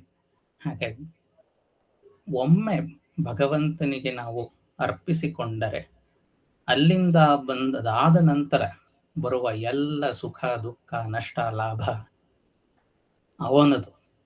ನಮ್ಮದೇನಿದ್ದರೂ ಅದು ಹೇಗೆ ಬಂದರೋ ಹಾಗೆ ಅನುಭವಿಸುವುದು ಅಂತ. ಇದಕ್ಕೆ ನೀವು ಸಿದ್ಧವಾಗಿದ್ದರೆ ನಾನು ಭಕ್ತಿಯ ವ್ಯಾಖ್ಯಾನವನ್ನ ಮಾಡುತ್ತೇನೆ ಅಂತ ನಾರದ ಹೇಳ್ತಾ ಇದ್ದಾರೆ. ಅಥಾಥೋ ಭಕ್ತಿ ವ್ಯಾಖ್ಯಾಸ್ಯಾಮಃ ಅಂತ ಹೇಳಿ ಅರ್ಹತೆಗಳ ಬಗ್ಗೆ, ಅಂದ್ರೆ ಇದಕ್ಕೆ ನಮ್ಮ ಅರವಿಂದ್ರು 3 ಹೇಳ್ತಾರೆ. ಆಸ್ಪಿರೇಷನ್, ರಿಜೆಕ್ಷನ್ ಅಂಡ್ ಸರೆಂಡರ್ ಅಂತ ಹೇಳಿ. ಆಸ್ಪಿರೇಷನ್ ಅಂದ್ರೆ ಈ ಇಚ್ಛೆ ಅಂತೇನು ಹೇಳ್ತೀವಲ್ಲ, ಇಚ್ಛಾಶಕ್ತಿ, ಜ್ಞಾನಶಕ್ತಿ ಅಂತ ಹೇಳ್ತಾರೆ. ಇಚ್ಛಾಶಕ್ತಿ, ಸಂಕಲ್ಪ ಶಕ್ತಿ ಅಂತ. ನಾವೇನು ಅಗ್ನಿ ಅಂತ ಏನ್ ಕರಿತೀವಿ, ಅಗ್ನಿಯನ್ನು ಕೂಡ ಸಂಕಲ್ಪದ ಅಧಿದೇವತೆ ಅಂತಾನೆ ಕರೆಯೋದು. ದೈವಿಕ ಸಂಕಲ್ಪದ ಅಧಿದೇವತೆ ಅಂತ. ನಾವು ಮಾಡುವ ಎಲ್ಲ ಹೋಮ ಹವನ ಅಗ್ನಿಯನ್ನ ನಾವು ಆಹ್ವಾನಿಸಿ ಅಗ್ನಿಯ ಮೂಲಕ ಮಾಡ್ತಕ್ಕಂಥದ್ದೆಲ್ಲವೂ ಕೂಡ ನಮ್ಮಲ್ಲಿರುವ ಆ ಪರಮಾತ್ಮನೆಡೆಗೆ ಹೋಗುವ ಸಂಕಲ್ಪ ಶಕ್ತಿ ಜಾಗೃತವಾಗಲಿ ಅಂತ. ಹಾಗೆ ಇದು ಸಂಕಲ್ಪ ಶಕ್ತಿ, ಇದು ತುಂಬಾ ವಿಸ್ತಾರವಾದಂತಹ ಮಾತು. ಈ ಚಿಕ್ಕ ಮಕ್ಕಳು ನಾವು ಚಿಕ್ಕವರಿದ್ದಾಗ ಮಾಡ್ತಿದ್ವಿ, ಈಗ ಸೋಪಿನ ಗುಳ್ಳೆ ಮಾಡ್ತೀವಲ್ಲ, ಈ ಸೋಪಿನ ಗುಳ್ಳೆ ಉಫ್ ಅಂತ ಬಿಟ್ಟಾಗ ಅದ್ರ ಮಧ್ಯೆ ಈ ಸೂರ್ಯನ ಕಿರಣಗಳೆಲ್ಲ ಇರುತ್ತೆ, ಕಾಣ್ತಾ ಇರುತ್ತೆ, ಬಣ್ಣ ಎಲ್ಲ. ಬಟ್ ಆ ಗುಳ್ಳೆ ಒಳಗೆ ಏನು ಇರಲ್ಲ. ಅದು ಟಕ್ ಅಂತ ಹೊಡಿತಿದ್ದ ಹಾಗೆ ಎಲ್ಲ ಖಾಲಿ ಆಗ್ಬಿಡುತ್ತೆ. ಹಾಗೆ ಇದೇನಿದೆ ನಾನು ಅಂತಿದೆಯಲ್ಲ, ಈ ಹಮ್ಮ, ಅದೊಂಥರ ಗುಳ್ಳೆ, ಅದು ಪಟ್ಟಂತ ಹೊಡಿಬೇಕಷ್ಟೇನೆ. ಅದು ಒಡೆದ್ರೆ ಭಕ್ತಿ ವ್ಯಾಖ್ಯಾಸ್ಯಾಮಃ.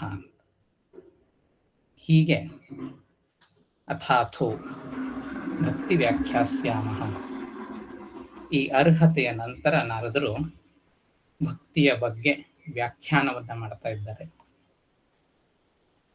ಅವರು ತುಂಬಾ ಸಾಧುಗಳು.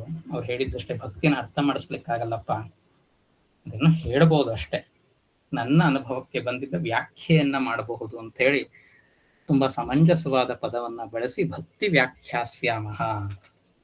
ಏನು ಭಕ್ತಿ ಅಂದ್ರೆ, ಮುಂದೆ 2ನೇ ಸೂತ್ರದಲ್ಲಿ ಸಾತು ಅಸ್ಮಿನ್ ಪರಮ ಪ್ರೇಮ ರೂಪ, ಸಾತು ಅಸ್ಮಿನ್ ಪರಮ ಪ್ರೇಮ ರೂಪ, ಮತ್ತು ಆ ಭಕ್ತಿಯು ಹೇಗಿದೆ? ಪರಮ ಪ್ರೇಮ ರೂಪವಾಗಿದೆ. ಸ್ವಲ್ಪ ಬಿಡಿಸ್ಕೋಬೇಕಿಲ್ಲಿ. ಸಾತು ಅಸ್ಮಿನ್ ಪರಮ ಪ್ರೇಮ ರೂಪ. ಅಸ್ಮಿನ್ ಅಂದ್ರೆ ಏನು ಅಂತ, ಅದು ಪರಮ ಪ್ರೇಮ ರೂಪ. ಎಲ್ಲಿ ಪ್ರೇಮ ರೂಪವಾಗಿದೆ ಅದು? ಅಸ್ಮಿನ್, ನಮ್ಮ ಒಳಗೆ ಮತ್ತು ಎಲ್ಲೆಡೆಯಲ್ಲಿಯೂ. ಸಾತು ಅಸ್ಮಿನ್ ಪರಮ ಪ್ರೇಮ ರೂಪ, ನಮ್ಮ ಒಳಗೆ ಎಲ್ಲೆಲ್ಲಿಯೂ ಇದೆ ಪರಮ ಪ್ರೇಮ ರೂಪವಾಗಿ. ಭಕ್ತಿಯು ಅದು ಎಲ್ಲೆಲ್ಲೂ ಅಸ್ತಿತ್ವದಲ್ಲಿರುವ ಆ ದಿವ್ಯ ತತ್ವದಲ್ಲಿ ಇರಿಸಿರುವ ಪರಮ ಪ್ರೇಮ ಸ್ವರೂಪದ್ದಾಗಿದೆ ಅಂತ ಅವರು ಅದು ಅಂತ ಹೇಳ್ತಾರೆ ಇಲ್ಲಿ. ಆ ಭಕ್ತಿ ಅಥವಾ ಅದು ಪ್ರೇಮ ರೂಪವಾಗಿದೆ. ಕಷ್ಟ ಇದು ಯಾವುದು ಹೇಗೆ ಅಂತೆಲ್ಲ ಹೇಳೋದಕ್ಕೆ. ದಿವ್ಯ ತತ್ವ ಅಂತ ಆ ಭಕ್ತಿಯು ಎಲ್ಲೆಲ್ಲೂ ಅಸ್ತಿತ್ವದಲ್ಲಿರುವ ದಿವ್ಯ ತತ್ವದಲ್ಲಿ ಇರಿಸುವ ಪರಮ ಪ್ರೇಮ ಸ್ವರೂಪದ್ದಾಗಿದೆ. ನಮ್ಮೊಳಗೆ ಹೊರಗಡೆ ಎಲ್ಲೆಲ್ಲೂ ಯಾವುದು ಪ್ರೇಮ ರೂಪದಲ್ಲಿದೆಯೋ ಅದೇ ಭಕ್ತಿ. ಇದು ಸ್ವಲ್ಪ ಕಷ್ಟದ ಕೆಲಸ. ಹೇಗೆ ಅಂತ ಇದನ್ನ ಕೇವಲ ಉದಾಹರಣೆಯ ಮೂಲಕ ಹೇಳ್ಬೋದೇ ವಿನಃ ಅವರೇ ಇದು ಅನಿರ್ವಚನೀಯ ಅಂತ ಹೇಳಲಿಕ್ಕಾಗಲ್ಲ ಅಂತ ಹೇಳ್ಬಿಡ್ತಾರೆ. ಅಂತೂ ಪರಮ ಪ್ರೇಮ ರೂಪ, ಇದನ್ನ ಇಷ್ಟು ನೆನಪಿಸ್ಕೊಂಡ್ರೆ ಸಾಕು. ತಂದೆ ಗುರು ಶಂಕರಲಿಂಗ ಪ್ರೇಮ ಸ್ವರೂಪಿ ಅಂತ 84 ಸೂತ್ರಗಳು ಮುಗಿದಾಗ ಇದಕ್ಕೆ ಒಂದು ಸ್ಪಷ್ಟ ರೂಪ ಸಿಗುತ್ತೆ. ಪ್ರೇಮ ರೂಪ ಸಾತು ಅಸ್ಮಿನ್ ಪರಮ ಪ್ರೇಮ ರೂಪ. ಶ್ರೀಕೃಷ್ಣ ಭಗವಾನ್ ಶ್ರೀಕೃಷ್ಣ ಯೋಗೇಶ್ವರ ಶ್ರೀಕೃಷ್ಣ 16ನೇ ವಯಸ್ಸಿಗೆ ವೃಂದಾವನವನ್ನು ಬಿಟ್ಟು ಹೋದ. ರಾಧೆ ಅವನಿಗಾಗಿ ಕಾಯ್ತಾ ಇದ್ಲು. ಮತ್ತೆಂದು ಅವನು ಹಿಂದೆ ಬರಲಿಲ್ಲ. ಅಂದಿನಿಂದ ಅಲ್ಲೆಲ್ಲೂ ಕೂಡ ರಾಧೆಗೆ ಯಾರು ಕೂಡ ಸರಿಯಾದ ರೀತಿಯಲ್ಲಿ ನಡೆಸ್ಕೊಳ್ಳೂ ಇಲ್ಲ. ಸಮಾಜದಲ್ಲಿ ಅವಳು ಬಹಿಷ್ಕೃತನೇ ಆಗಿದ್ಲು. ಏನೋ ಆ ವೇದನೆ. ವಯಸ್ಸಾಯ್ತು. ಯಮುನಾ ನದಿ ತೀರದಲ್ಲಿ ಒಂದು ಗುಡಿಸಲಿನಲ್ಲಿ ಹಣ್ಣು ಜೀವ ಆಗಿದ್ದ ರಾಧೆ ಕಾಯ್ತಾ ಇದ್ಲು. ಕೃಷ್ಣ ಬರುತ್ತಾನೆ. ಈ ಹುಡುಗರೆಲ್ಲ ಆಟಾಡೋ ಮಕ್ಕಳು ನದಿ ದಂಡದಲ್ಲಿ ಇರ್ತಾರಲ್ಲ, ಅವಳಿಗೊಂದು ಹಿಂಸೆ ಕೊಡೋದು, ಕಲ್ ತಗೊಂಡು ಹೊಡೆಯೋದು ಎಲ್ಲ ಮಾಡ್ತಾ ಇದ್ರು. ಎಲ್ಲವನ್ನ ಅನುಭವಿಸ್ಕೊಂಡು ರಾಧೆ ಅಲ್ಲಿದ್ಲು. ಕೃಷ್ಣನು ಕೂಡ ತನ್ನ ಅವತಾರವನ್ನ ಮುಗಿಸೋ ಕಾಲ, ಕೊನೆಗಟ್ಟ.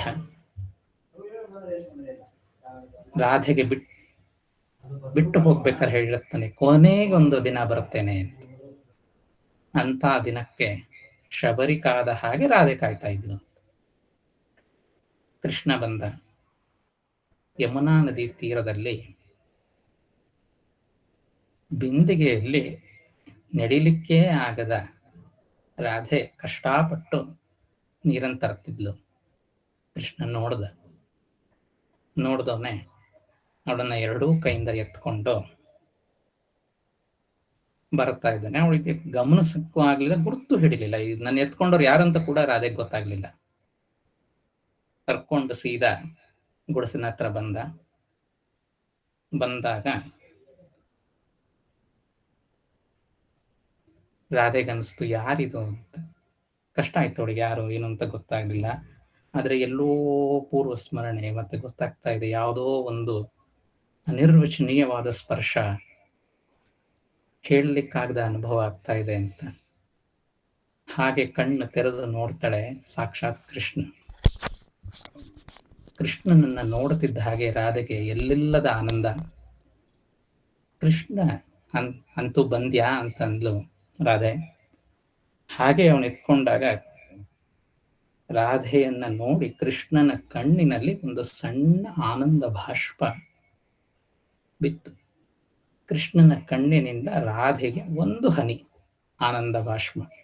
ಆ ಕಣ್ಣೀರಿನ ಹನಿ ಬೀಳುತ್ತಿದ್ದ ಹಾಗೇನೆ ರಾಧೆ ಪ್ರಾಣ ಬಿಟ್ಲು. ಆ ಕಣ್ಣೀರಿನ ಹನಿ ಇದೆಯಲ್ಲ, ಅದು ದಿವ್ಯತೆ, ಅದು ಪರಮ ಪ್ರೇಮ ಅಂತ. ಇದು ಯಾರೋ ಇಬ್ರು ಭೇಟಿಯಾಗಿದ್ದು ಇದು ಹತ್ತಿದ್ದು ಅಂತೆಲ್ಲ ಅಲ್ಲ, ಹಾಗೆಲ್ಲ ಅರ್ಥೈಸಬಾರ್ದು.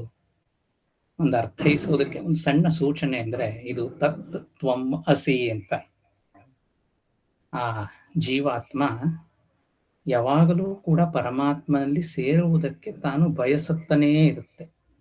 ಬೀಜ ಹೇಗೆ ವೃಕ್ಷವಾಗಿ ಹೂವಾಗಿ ಅರಳಿದಾಗ ತನ್ನ ಗಂತವ್ಯ ಅಂತ ಹೇಳ್ತೋ, ನಾವು ಕೂಡ ಗಂತವ್ಯ ಪರಮಾತ್ಮನಲ್ಲಿ ಸೇರ್ತಕ್ಕಂಥದ್ದು. ರಾಧೆ ಕೃಷ್ಣನಲ್ಲಿ ಸೇರ್ತಕ್ಕಂಥದ್ದು, ಅಥವಾ ಕೃಷ್ಣ ರಾಧೆಯಲ್ಲಿ ಸೇರಿದ್ದು. ಇಲ್ಲಿ ಯಾರು ಏನು ಸೇರಿದ್ರು ಅಂತಂದ್ರೆ ಏನ್ ಹೇಳ್ತೀರಾ? ಆ ಕಣ್ಣೀರಿನ ಹನಿ ಇದೆಯಲ್ಲ, ಅದು ಪ್ರೇಮದ ಸಂಕೇತ. ಕಣ್ಣು ಬಿದ್ದ ತಕ್ಷಣವೇ ಅಂದರೆ ಹನಿ ಬಿದ್ದ ತಕ್ಷಣವೇ ರಾಧೆ ಪರಮಾನಂದದಲ್ಲಿ ತೇಲಿದ್ಲು. ಅಲ್ಲಿ ಛಾಂದೋಗ್ಯದ ತತ್ವಮಸಿನೂ ಆಯಿತು, ಜೀವಾತ್ಮ ಪರಮಾತ್ಮನಲ್ಲಿ ಸೇರಿದ್ದು ಆಯಿತು. ನೀವು ಯಾವ್ದಾರು ಹೇಳಿ ದ್ವೈತ ಅಂತಿರೋ ವಿಷಯ, ಏನು ಬೇಕಾದರೂ ಹೇಳಿ, ವಿಶಿಷ್ಟ ಅದ್ವೈತ ಅದ್ವೈತವೇನು ಎರಡೂ ಒಂದಾಯಿತು. ಆ ದಿವ್ಯತೆ ಇದೆಯಲ್ಲ, ಅದು ಪರಮ ಪ್ರೇಮ. ಭಕ್ತಿ ವ್ಯಾಖ್ಯಾಸ್ಯಾಮಹ ಅಂತ ಹೇಳಕ್ ಹೊರಟ ನಾರದರು, ಆ ಭಕ್ತಿ ಯಾವುದಪ್ಪ ಅಂದ್ರೆ ಪರಮ ಪ್ರೇಮ ರೂಪವಾಗಿರುತ್ತೆ ಅಂತ. ಹಾಗಾದ್ರೆ ಯಾವುದಲ್ಲ ಅಂದ್ರೆ ನಮ್ಮೆಲ್ಲ ಭಕ್ತಿಯು ಇದು ಪರಮ ಪ್ರೇಮ ರೂಪದಲ್ಲ ಅಂತ. ನಮ್ಮದೆಲ್ಲವೂ ವ್ಯವಹಾರ ಅಂತ. ನಾವು ಭಗವಂತನ ಹತ್ತಿರ ಹೋದ್ರೆ ಸಾಕು, ಕಾಂಟ್ರಾಕ್ಚುವಲ್ ಅಗ್ರಿಮೆಂಟ್ ಇರುತ್ತೆ. ನಮ್ಮ ಮನೆಗಳಲ್ಲೆಲ್ಲ ಸಣ್ಣವರಿದ್ದಾಗ ಹೇಳ್ಕೊಟ್ಟಿರೋದು ಹಾಗೆ ಅಲ್ಲ, ಈ ಸತಿ ಎಕ್ಸಾಮಲ್ಲಿ ಫಸ್ಟ್ ರ್ಯಾಂಕ್ ಬರಲಿ, ಆಫೀಸಲ್ಲಿ ಕೆಲಸ ಸಿಗಲಿ, ನನಗೆ ತೊಂದರೆ ಕೊಡ್ತಿದ್ದೆ ಅದೆಲ್ಲ ಕಡಿಮೆ ಆಗಲಿ, ನೀನು ಇದು ಮಾಡಿಸಿದ್ರೆ ಅದು, ಇಲ್ಲ ಅಂದ್ರೆ ಇಲ್ಲ, ಈ ದೇವರಿಂದ ವರ್ಕೌಟ್ ಆಗ್ತಿಲ್ಲ, ನೀವು ಯಾಕೋ ಮನೆ ದೇವ್ರಿಗೆ ಹೋಗಿ ಬಂದಿದ್ದ ಅಂತ ಅನ್ಸುತ್ತೆ. ಆಮೇಲೆ ಒಂದೊಂದಕ್ಕೆ ಒಂದೊಂದು ದೇವ್ರಗಳ ಫಿಕ್ಸೇಷನ್ ಬೇರೆ. ಕಾಳಹಸ್ತಿಗೆ ಹೋದ್ರೆ ಇದಾಗುತ್ತೆ, ಸುಬ್ರಹ್ಮಣ್ಯಕ್ಕೆ ಹೋದ್ರೆ ಅದು, ಎಕ್ಸೆಟ್ರಾ ಎಕ್ಸೆಟ್ರಾ. ಇವೆಲ್ಲ ವ್ಯಾವಹಾರಿಕ ಭಕ್ತಿ. ಈ ವ್ಯಾವಹಾರಿಕ ಭಕ್ತಿ ಯಾವಾಗಲೂ ಕಾಂಟ್ರಾಕ್ಚುವಲ್ಲೇ.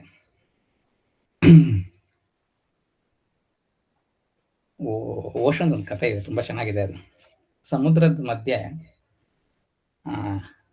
ಹಡಗು ಬರ್ತಾ ಇರುತ್ತೆ.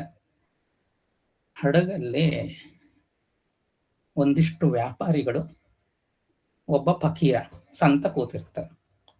ಈ ವ್ಯಾಪಾರಿಗಳದೆಲ್ಲ ಏನಿತ್ತು ಅಂದ್ರೆ ಅಗಾಧವಾದ ಶ್ರೀಮಂತರು. ಆ ವ್ಯಾಪಾರ ಹೆಂಗಿತ್ತು ಅಂದ್ರೆ ಒಂದು ಇಡೀ ರಾಜ್ಯವನ್ನೇ ಮೀರಿಸುವಂತಹ ಒಂದು ಪ್ಯಾಲೇಸ್ ಅವನ ಹತ್ರ ಇತ್ತಂತೆ. ಅವನು ಅಷ್ಟು ಆಗರ್ಭ ಶ್ರೀಮಂತ. ಒಂದಿಷ್ಟು ಆಭರಣಗಳನ್ನೆಲ್ಲ ತಗೊಂಡು ಬರ್ತಾ ಇದ್ದ.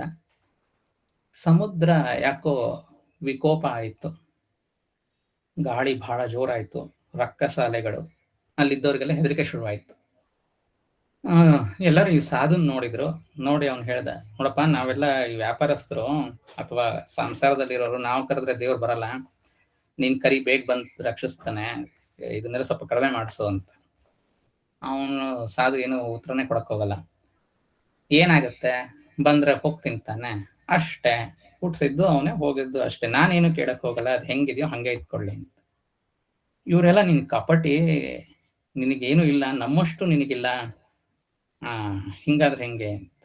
ಅವ್ರದ್ದು ಇನ್ನೊಂದಿಷ್ಟು ತವಕ ಇನ್ನೂ ಜಾಸ್ತಿ ಆಯಿತು. ಅದಕ್ಕೆ ಅವನೇನು ಹೇಳ್ದ ಅಂದ್ರೆ, ಆ ಮರ್ಚೆಂಟ್, ಆ ವ್ಯಾಪಾರಸ್ಥ, ಈ ಎಲ್ಲ ವಿಕೋಪ ಏನಿದೆ ಕಡಿಮೆ ಆದರೆ ನನ್ನ ಈ ಪ್ಯಾಲೇಸ್ ಇದೆಯಲ್ಲ ಅದನ್ನ ದಾನ ಮಾಡ್ಬಿಡ್ತೀನಿ ಅಂತ, ಯಾರಿಗಾರ ಕೊಟ್ಬಿಡ್ತೀನಿ ಅಂತ ಹೇಳಿದ. ಸ್ವಲ್ಪದ ನಂತರ ಅದು ಮಾರುತಗಳೆಲ್ಲ ಕಡಿಮೆ ಆಗ್ಬಿಡ್ಬೇಕಾ, ಅಲೆಗಳ ಭೋರ್ಗರೆತನೂ ಕಡಿಮೆ ಆಯಿತು, ಎಲ್ಲವೂ ಶಾಂತವಾಯಿತು, ಹಡಗು ದಡಕ್ ಬಂತು. ಇವಾಗ ಇವನಿಗೆ ಪಜಿತಿ ಉಟ್ಕೋತು. ಏನೋ ನಾನು ಎಮೋಷನಲ್ ಆಗಿ ಹೇಳ್ಬಿಟ್ಟೆ, ಇವಾಗ ನೋಡಿದ್ರೆ ಪರಿಸ್ಥಿತಿ ಕೊಡಬೇಕಾದ್ ಬಂದ್ಬಿಡ್ತಲ್ಲ ಅಂತ ಅವನು ತುಂಬಾ ಯೋಚನೆ ಮಾಡ್ದ, ಏನ್ ಮಾಡ್ಬೇಕು ಅಂತ. ಕೊಡ್ಬೇಕು ಅಂತ ಕೊಡ್ತೀನಿ ಅಂತ ಹೇಳ್ಬಿಟ್ಟಿದ್ದೇನೆ, ಅದು ಪ್ರಾಮಿಸ್, ಅದರಿಂದ ತಪ್ಪಿಸ್ಕೊಳಕ್ಕಾಗಲ್ಲ ಅಂತ. ಸರಿ, ಒಂದು ಹರಾಜ್ ಇಟ್ಟ, ಕರೆದು, ನಾನು ಇದನ್ನು ಕೊಡ್ತಾ ಇದ್ದೇನೆ, ಇದರ ಬೆಲೆ ಕೇವಲ 1 ನಾಣ್ಯ, ಯಾವುದು ಪ್ಯಾಲೇಸ್. ಏನ್ ಎಲ್ರಿಗೂ ಖುಷಿ, ಅಯ್ಯೋ ಏನಿದು ಹಿಂಗೆ ಕೊಡ್ತಾ ಇದ್ದಾನೆ. ಆದರೆ ಇದರೊಟ್ಟಿಗೆ ಈ ಬೆಕ್ಕನ್ನು ತಗೋಬೇಕು, ಕಂಡೀಷನ್ ಅದು. ಆ ಬೆಕ್ಕಿನ ಬೆಲೆ 100 ನಾಣ್ಯ ಅಂತ. ಆ ಪ್ಯಾಲೇಸಿಂದ ಎಷ್ಟಿತ್ತೋ ವ್ಯಾಲ್ಯೂ ನಾನು ಬೆಕ್ಕ ಮೇಲೆ ಇಟ್ಟು ಸೇಲ್ ಮಾಡತ್ತಂದೆ ಅಂತ. ನಮ್ಮ ಭಕ್ತಿ ಈ ತರ, ಪ್ರತಿಯೊಂದು ಕೂಡ ವ್ಯಾವಹಾರಿಕವಾಗೇ ಇರುತ್ತೆ. ಆ ದೇವ್ರ ಹತ್ರ ಹೋಗ್ತೇವೆ, ಅಲ್ಲಿ ಹೋಗಿ ಒಂದಿಷ್ಟು ಹೂ ಕೊಡ್ತೇವೆ. ಆ ಪುರೋಹಿತರು ನಮ್ಮ ಕೊಟ್ಟಿದ್ದ ಹೂವನ್ನ ಹಾಕೋವರೆಗೂ ನಮಗೆ ಸಮಾಧಾನ ಇಲ್ಲ. ನಾವು ಅಲ್ಲಿ ಆ ಹೂವಲ್ಲಿರಬೇಕು, ಆಮೇಲೆ ಅದೇನೋ ಹೂ ಬೀಳಬೇಕು. ಈ ದೇವ್ರ ಕಂಡ ತಕ್ಷಣ ನಮಗೇನೋ ಒಂದು ಶುರು ಆಗ್ಬಿಡುತ್ತೆ, ಇಲ್ಲದ್ದೆಲ್ಲ 1 2 ನಮಗೆ ಇದ್ದಕ್ಕಿದ್ದಂಗೆ ಅದೇನೇನೋ ಅನ್ಸುತ್ತೆ. ಬೆಳ್ಳಿ ಮಾಡಬೇಕು, ಬಂಗಾರದ್ದಾಗಬೇಕು, ಅದನ್ನ ಮಾಡಬೇಕು, ಇದನ್ನ ಮಾಡಬೇಕು.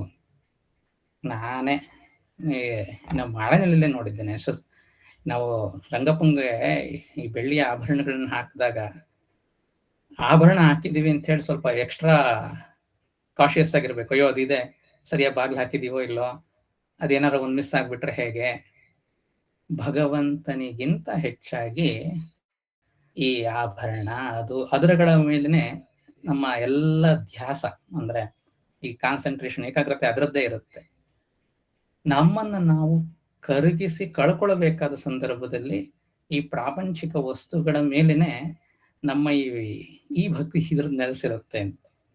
ತಪ್ಪು ತಿಳಿಬಾರ್ದು, ಅದು ಮಾಡಬಾರ್ದು, ಹಾಕಬಾರ್ದು ಅಂತೆಲ್ಲ ಅಲ್ಲ. ಅದರಿಂದ ಆಗುವ ಸೈಡ್ ಎಫೆಕ್ಟ್ಸ್ ಕಷ್ಟ ಇದೆ. ಹೀಗಂತ ಹೇಳೋದಕ್ಕೆಲ್ಲ ಬೆಲೆ ಇಲ್ವಾ ಅಂತಲ್ಲ. ಈಗ ಹೈಯೆಸ್ಟ್ ಕರೆನ್ಸಿ ಯಾವುದು? 500 ರೂಪಾಯಿ ನೋಟ್ ಅಲ್ವಾ? 500 ರೂಪಾಯಿ ನೋಟನ್ನು ನಾವು ಎಣಿಸ್ತಾ ಇದ್ರೆ ನೀವೇ ನೋಡಿ, ಒಂದು ಚೂರು ಡಿಸ್ಟರ್ಬ್ ಆಗೋಲ್ಲ. ನಾವು ಒಂದು ಲಕ್ಷದ್ದು ನಮ್ಮ ಹತ್ರ ಎಣಿಸೋದಿದೆ ಅಂತ ಇಟ್ಕೊಳ್ಳಿ, ಆ ಕಡೆ ಈ ಕಡೆ ನಾವು ತಿರುಗೋದೇ ಇಲ್ಲ, ಅದನ್ನ ಎಣಿಸ್ಕೊತಾ ಕೂತಿರ್ತೀವಿ. ಅದೇ ನಾವು ಹೋಗಿ ಒಂದ್ ಕಡೆ ಕಣ್ಣು ಮುಚ್ಕೊಂಡು ಧ್ಯಾನ ಮಾಡಿ ಅಂದ್ರೆ 1 ಸೆಕೆಂಡ್ ಕೂತ್ಕೊಳಕ್ಕಾಗಲ್ಲ. ಇದು ತಪ್ಪ ಅಂತ ಅಲ್ಲ, ಇದು ತಪ್ಪಲ್ಲ. ಅದು ಎಲ್ಲಿಯವರೆಗೆ ಆ ದುಡ್ಡು ಇದೆಯಲ್ಲ, ಅಥವಾ ಹಣ ಆಗಿರ್ಬೋದು, ಅದಕ್ಕೆ ಸಮಾನವಾದ ಯಾವುದೇ ವಸ್ತುಗಳಾಗಿರ್ಬೋದು, ಅದು ಸತ್ಯ ಅಂತ ಎಲ್ಲಿಯವರೆಗೆ ನಮಗೆ ಅನ್ಸಿರುತ್ತೋ ಅದು ಸರಿನೇ. ಎಲ್ಲಿಯವರೆಗೆ ಭಗವಂತ ಸತ್ಯ ಅಂತ ನಮಗೆ ಅನ್ಸಲ್ವೋ ಅಲ್ಲಿಯವರೆಗೆ ಅದಕ್ಕೆ ಅದ್ರ ಬೆಲೆ ಕೊಟ್ಟಿರ್ತೀವಿ ನಾವು. ಎಂತ ಸನ್ಯಾಸಿಗಳಿರ್ಲಿ, ಸಾಧುಗಳಿರ್ಲಿ, ದುಡ್ಡು ಅಂದ್ರೆ ಆಗ ಇರ್ಲೇಬೇಕು, ಅದಿಲ್ಲದಲ್ಲಿ ನಡೆಯೋದಿಲ್ಲ ಅಂತ. ಯಾವ ಕ್ಷಣದಲ್ಲಿ ಇದಕ್ಕಿಂತ ಹೊರತಾದ ಸತ್ಯ ಇನ್ನೊಂದಿದೆ ಅಂತ ಗಾಢವಾಗಿ ಬೇರೂರುತ್ತೋ ಅವಾಗ ಇದು ಸೆಕೆಂಡರಿ ಆಗ್ಬಿಡುತ್ತೆ. ಅದು ತನ್ನಕ್ಕೆ ತಾನೇ ಆಗ್ತಕ್ಕಂಥದ್ದು. ನನ್ನ ಮಡಿವಂತಿಕೆಯಿಂದೆಲ್ಲ ಆಗ್ತಕ್ಕಂಥದ್ದಲ್ಲ ಇದು. ಒಮ್ಮೆ ಸತ್ಯದ ಅರಿವಾದಾಗ ಇವೆಲ್ಲ ತನಗೆ ತಾನಾಗೆ ಬಿಟ್ಟು ಹೋಗಕ್ಕೆ ಶುರುವಾಗುತ್ತೆ. ಹಾಗಾಗಿ ಈ ವ್ಯಾವಹಾರಿಕ ಭಕ್ತಿ ತಪ್ಪೋ ಸರಿ ಅನ್ನೋದೆಲ್ಲ ಬೇರೆ, ಅದು ಇದೆ, ಹಾಗೆ ಇದೆ, ಅದು ಮನಸ್ಸಿನ ಆಟವೇ ಹಾಗೆ. ಆದ್ರೆ ಅದು ಭಕ್ತಿ ಅಲ್ಲ ಅಂತ ಅಷ್ಟೇ. ಅದು ಇರಬಾರ್ದು, ಇರಬೇಕು ಅನ್ನೋ ವಿಮರ್ಶೆ, ನಾವು ಇಲ್ಲಿ ಯಾವುದನ್ನು ವಿಮರ್ಶೆ ಮಾಡೋದಿಲ್ಲ, ಯಾವುದು ತಪ್ಪು ಸರಿ ಅಂತ ಹೇಳೋ ಹಾಗಿಲ್ಲ. ಅದು ಒಂದಿದೆ, ಇದು ಒಂದಿದೆ. ಆದ್ರೆ ನಾರದರು ಹೇಳಿದ ಭಕ್ತಿ ಯಾವುದು ಅಂದ್ರೆ ಪರಮ ಪ್ರೇಮ ರೂಪ. ಆ ಪರಮ ಪ್ರೇಮ ರೂಪ ಅನ್ನೋದು ಆಬ್ಜೆಕ್ಟ್ ಮೇಲೆ ಡಿಪೆಂಡ್ ಆಗಿಲ್ಲ ಅಂತ. ವಯಸ್ಸಿಗೆ ಸಹಜವಾಗಿ ಹುಡುಗ ಹುಡುಗಿಯ ಪ್ರೇಮ ಇರಬಹುದು, ಸಣ್ಣ ಮಕ್ಕಳ ತಂದೆ ತಾಯಿ ಪ್ರೇಮ ಇರಬಹುದು, ಅಥವಾ ನಾವು ಇನ್ನೊಬ್ಬರಿಂದ ಏನನ್ನಾದರೂ ಪಡೆದು ನಾವು ಸಿದ್ಧರಾಗಿ ಏನೋ ನಡೀತಾ ಇದ್ದೇವೆ ಎಂದಾಗ ಅವರ ಬಗ್ಗೆ ವಿಶೇಷವಾದ ಪ್ರೇಮ ಇರಬಹುದು. ಇವೆಲ್ಲವೂ ಕೂಡ ಪ್ರೇಮದ ವ್ಯಾಖ್ಯೆಯೊಳಗೆ ಬಂದರೂ ಕೂಡ ನಾರದರ ಹೇಳಿದ ಭಕ್ತಿ ಅಥವಾ ಪರಮಾತ್ಮನ ಭಕ್ತಿ ಅದಲ್ಲ ಅಂತ. ಪರಮಾತ್ಮನ ಭಕ್ತಿಗೆ ವ್ಯಾಖ್ಯೆ ಇಲ್ಲ ಅಂತ. ಇನ್ನು 10 ನಿಮಿಷ ಇದೆ, ಚೂರು ಕಷ್ಟ ಆಗುತ್ತೆ. ಒಂದು ಸಣ್ಣ ಉಪನಿಷತ್ತಿನ ವಾಕ್ಯವನ್ನು ತಗೊಂಡು ಮುಗಿಸ್ಬಿಡೋಣ. ಯಾಕೆಂದ್ರೆ ಪರಮ ಪ್ರೇಮ ರೂಪ ಅನ್ನುವುದ ವಿಸ್ತಾರ ತುಂಬಾ ದೊಡ್ಡದು, ಅದನ್ನ ಹೇಳೋದು ಕಷ್ಟ.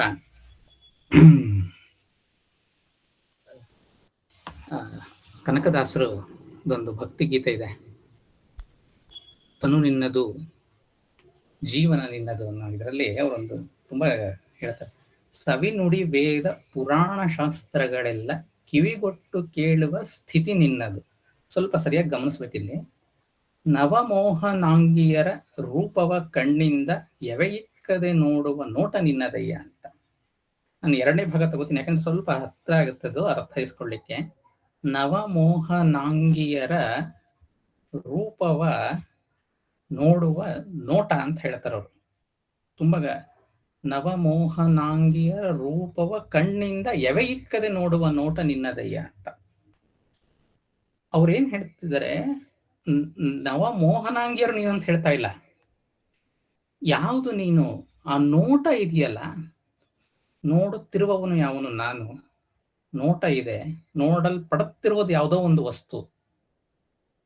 ಹಾಗಾದ್ರೆ ಈ ನೋಟ ಇದೆಯಲ್ಲ, ಆ ನೋಟವನ್ನು ನಾವು ಗಮನಿಸ್ಲಿಕ್ಕೆ ಆಗಲ್ಲ. ಯಾವುದು ತುಂಬಾ ಹತ್ರ ಇದೆಯೋ ಅದು ನೋಡ್ಲಿಕ್ಕೆ ಆಗಲ್ಲ ಅಂತ.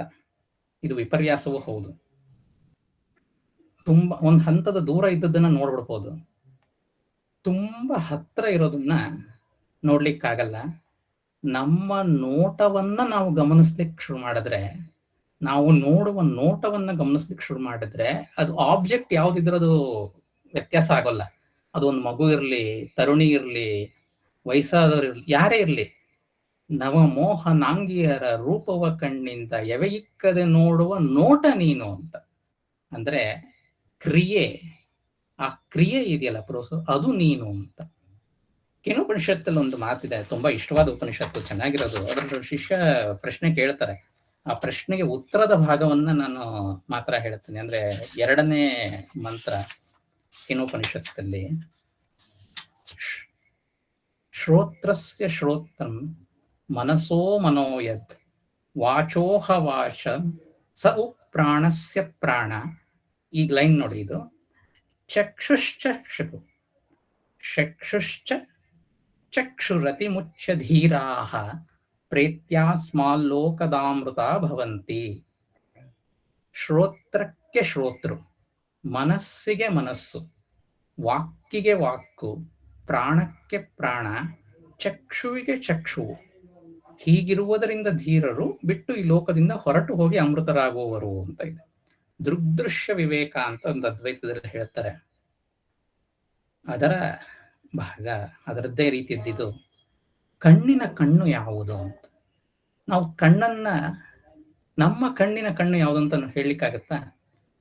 ಈ ಕಣ್ಣಿನ ಕಣ್ಣು ಯಾವುದು ಅನ್ನುವ ನೋಡುವ ಆ ನೋಟವನ್ನ ಗಟ್ಟಿಯಾಗಿ ಹಿಡ್ಕೊಳಕ್ ಶುರು ಮಾಡಿದ್ರೆ ಈ ಪ್ರೇಮದ ವ್ಯಾಖ್ಯೆ ಅರ್ಥ ಆಗ್ತಾ ಹೋಗುತ್ತೆ. ಕೃಷ್ಣನ ಕಣ್ಣಿನ ನೀರು ಏನು ಬಿತ್ತಲ್ಲ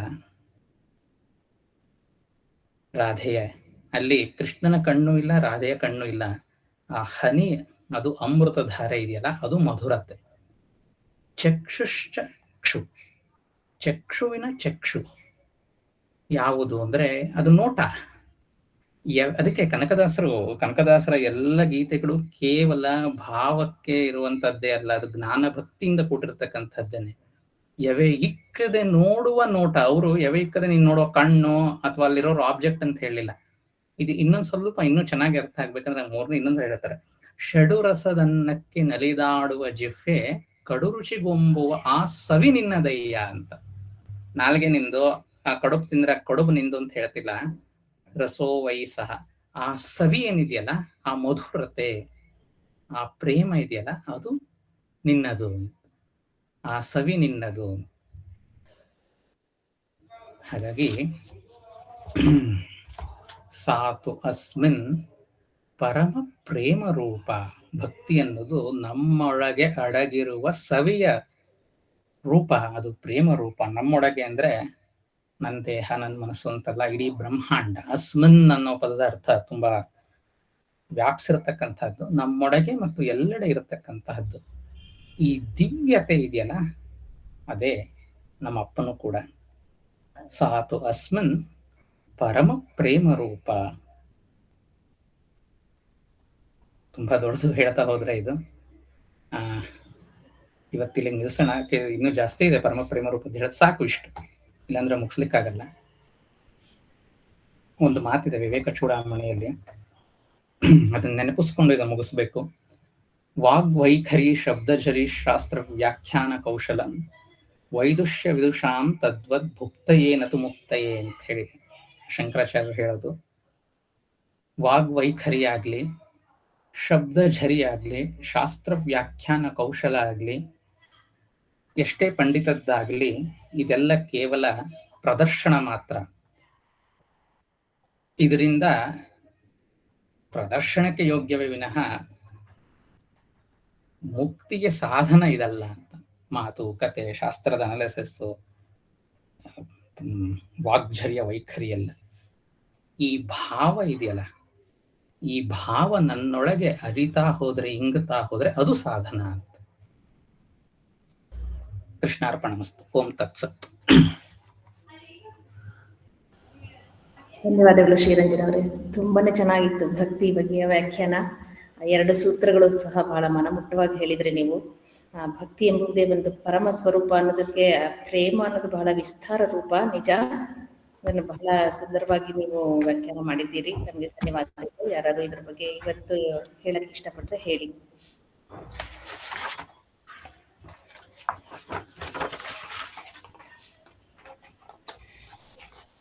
ಯಾರು ಮಾತಾಡ್ತೀರಾ?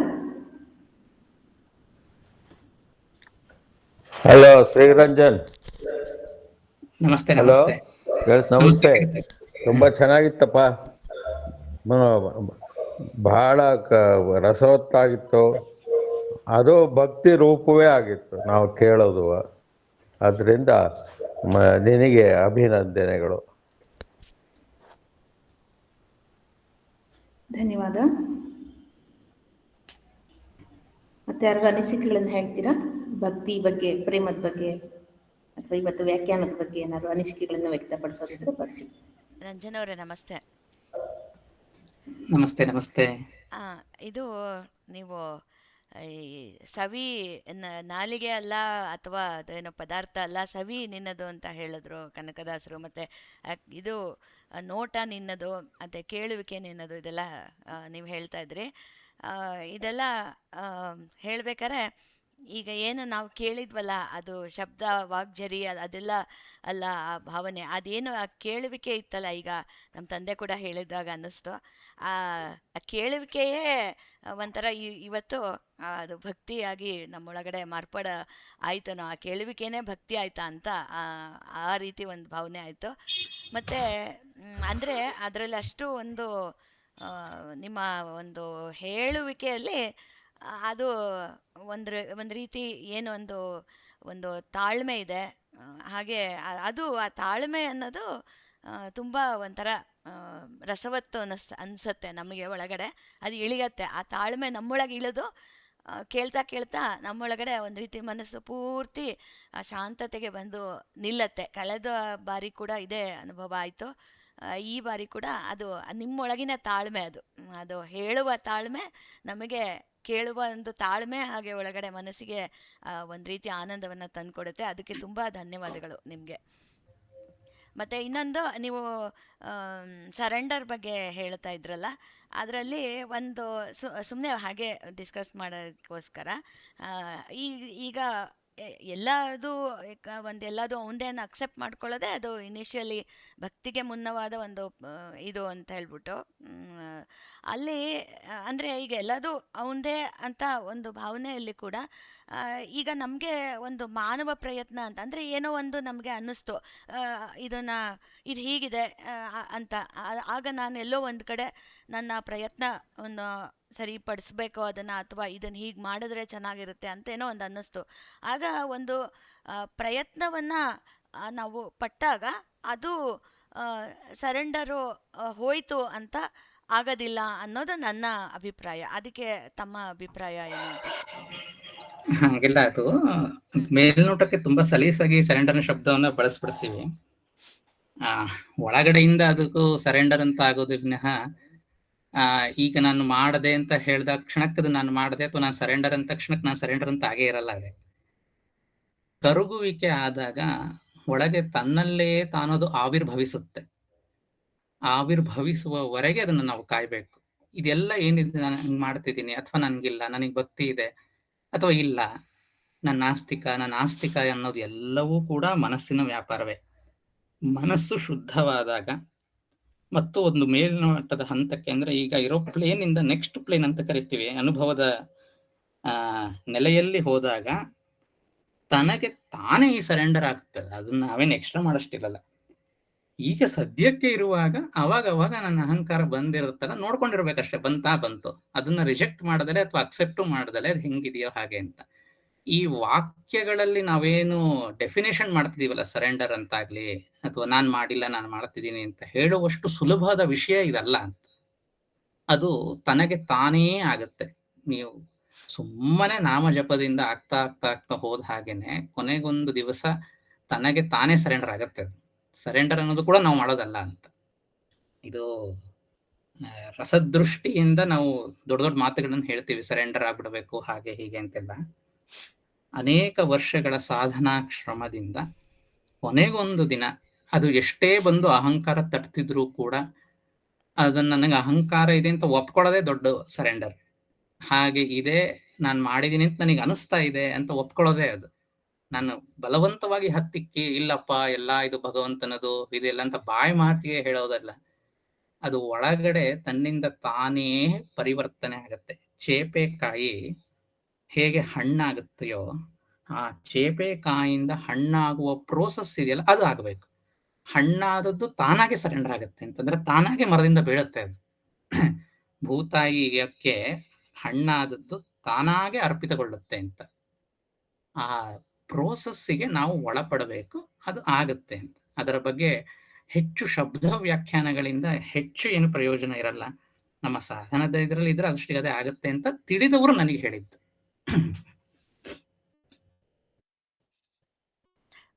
ಅದೇ ಅಂದ್ರೆ ನೀವು ಅದಾಗಿ ಅದಾಗತ್ತೆ. ಈಗ ರಮಣರು ಹೇಳಿರೋದು ಅದು complete surrender is not possible. ಅಂದ್ರೆ ಅವನೇ ಅದನ್ನ ಆ ಹಂತಕ್ಕೆ ಅಲ್ಲಿ ಕೃಪೆ ತೋರಿ ಕರ್ಕೋಬೇಕು. ನಮ್ಮ ಪ್ರಯತ್ನದಲ್ಲಿ ಇರಬೇಕು ಸರೆಂಡರ್ ಆಗೋಕೆ ಅಂತ ಹೇಳ್ತಾರೆ. ಅಂದ್ರೆ ಅಂದ್ರೆ ಅಲ್ಲಿವರೆಗೂ ಆ ಹಂತ ಅದು ಸಂಪೂರ್ಣ ಅದೇನು ಹಂತ ಬರೋವರೆಗೂ ಪ್ರಯತ್ನ ಅನ್ನೋದು ಅಂದ್ರೆ ಯಾವುದೇ ವಿಷಯದಲ್ಲಿ ಆಗ್ಬೋದು. ಈಗ ಸರೆಂಡರ್ ಆಗೋಕ್ಕೆ ಪ್ರಯತ್ನ ಅಂತಾಗ್ಲಿ ಅಥವಾ ಇನ್ಯಾವುದೋ ಒಂದು ವಿಷಯದಲ್ಲಿ ಪ್ರಯತ್ನ ಅನ್ನೋದನ್ನ ಮನುಷ್ಯ ಮಾಡ್ತಾನೆ ಇರ್ಬೇಕಾಗತ್ತೆ ಅಲ್ವಾ ಅಂತ. ಹೌದು, ಸರಿ. ಅದು ಅದನ್ನೇ ರಾಂಗ್ ಕನ್ಸೆಪ್ಷನ್. ಅಂದ್ರೆ ಸರೆಂಡರ್ ಆಗ್ಬಿಟ್ರೆ ಪ್ರಯತ್ನ ಇಲ್ಲ ಅಂತಿಲ್ಲ. ಪ್ರಯತ್ನ ನಡೆದೇ ಇರುತ್ತೆ, ಪ್ರಯತ್ನವೇ ಮುಂದೆ. ಹೌದು, ಆ ಪ್ರಯತ್ನವೂ ಕೂಡ ಅವನಿಚ್ಛೆಯಿಂದನೇ ಅಂತ. ಅದು ನಮ್ಮ ಮನಸ್ಸಿಗೆ ಗೊತ್ತಾಗೋದಿರಲ್ಲ. ಈ ಮನಸ್ಸಿನ ರಿಲೀಮ್ ಇಂದ ದಾಟಿದ ಮೇಲೆ ಇದು ತನಗ್ ತಾನೇ ತೋರ್ಪಡಿಸ್ಕೊಳ್ತಾ ಹೋಗುತ್ತೆ ಅಂತ ಹೇಳ್ತಾರೆ. ಓಕೆ, ಥ್ಯಾಂಕ್ ಯು ರಂಜನ್ ಅವರೇ. ನಮಸ್ತೆ. ನಮಸ್ತೆ.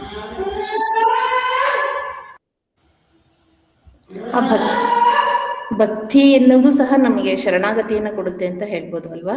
ಭಕ್ತಿಯ ಪರಾಕಾಷ್ಠತೆ ನಮ್ಮನ್ನ ಅಲ್ಲಿಗೆ ತಲುಪಿಸುತ್ತೆ. ಭಕ್ತಿಯ ಹಂತದಲ್ಲಿ ವ್ಯಾಖ್ಯಾನಕ್ಕೆ, ಶಬ್ದಕ್ಕೆ ಅದೇನು ಅಂತ ಗೊತ್ತೇ ಇರಲ್ಲ. ನೀವು ಈಗ ಕುಡ್ದವನಿಗೆ ಹೋಗಿ ನೀನ್ ಯಾರು, ಏನು, ಎತ್ತ, ಎಂತ ಅಂದ್ರೆ ಅವನ ಅಸ್ತಿತ್ವದಲ್ಲೇ ಇಲ್ಲ ಅಂತ ಹೆಂಗೆ ಹೇಳ್ತಾನ? ಅವನದೇ ಅವನ ಲೋಕದಲ್ಲಿ ಇರ್ತಾರೆ. ಹಾಗೆ ಭಕ್ತಿಯ ರಸವನ್ನ ಸವಿದವರಿಗೆ ನನಗೆ ಇದು ವ್ಯಾಖ್ಯೆ ಎಂಥದ್ದು ಇರಲ್ಲ. ಶಬ್ದಗಳಿಂದ ಮೀರಿದ ಅಕ್ಷರ ಪ್ರಪಂಚದ ಆಚೆಗಿನ ಒಂದು ಅದ್ಭುತವಾದ ಭಾವ ಸಂಬಂಧ. ಅಲ್ಲಿ ಏನನ್ನು ಅವನು ಬಿಟ್ಟು ಇನ್ನೇನು ಇರೋದಿಲ್ಲ. ಅಲ್ಲಿ ಶರಣಾಗತಿ, ಭಕ್ತಿ, ಪ್ರೇಮ ಇವೆಲ್ಲ ಆಮೇಲೆ ಬಂದ ಮೇಲೆ ವ್ಯಾಖ್ಯಾನ ಅಷ್ಟೇ. ಇವೆಲ್ಲ ಆ ಸಂದರ್ಭದಲ್ಲಿ ಮಾತಾಡೋದಕ್ಕೆ ಉಸಿರು ಇರೋದಿಲ್ಲ, ಕಣ್ಣು ಅಶ್ರುಧಾರೆ ಬಿಟ್ಟು ಇನ್ನೇನು ಇರೋದಿಲ್ಲ ಅಂತ. ಬಹಳ ಕರೆಕ್ಟಾಗಿ ಹೇಳಿದೆಪ್ಪ. ಈ ಕೊನೆಗೆ ಹೇಳ್ದೆಲ್ಲ ಇದು ತುಂಬಾ ಚೆನ್ನಾಗಿತ್ತು. ಬಹಳ ಪರ್ಫೆಕ್ಟ್ ಆಗಿ ಹೇಳಿದೆ ಇದನ್ನ ಮಾತ್ರ. ಅಂದ್ರೆ ಅಲ್ಲಿ ದಿವ್ಯತೆ ಉಂಟಾಗುತ್ತೆ ಅಂತ ಹೇಳಿದ್ರಲ್ಲ, ಅದು ತಾನೆ ಕೃಷ್ಣನ ಬಿಂದು ಅಶ್ರುಧಾರೆ ಅಲ್ಲಿ ಬಿದ್ದಾಗ. ಅದು ಎಲ್ಲ ಹೊರಗಡೆ ನಿಂತು ಈ ಡೆಫಿನೇಷನ್ಸ್ಗಳನ್ನ ನಾವು ಹೇಳ್ತಾ ಇದ್ದೀವಿ. ಯಾಕೆಂದ್ರೆ ಇದು ತುಂಬಾ ದೊಡ್ಡ ವಿಷಯ ಆಗುತ್ತೆ. ಟೈಮು ಪರ ಪಶ್ಯಂತಿ ಮಧ್ಯಮ ವೈಖರಿ ಅಂತ ಇದೆ.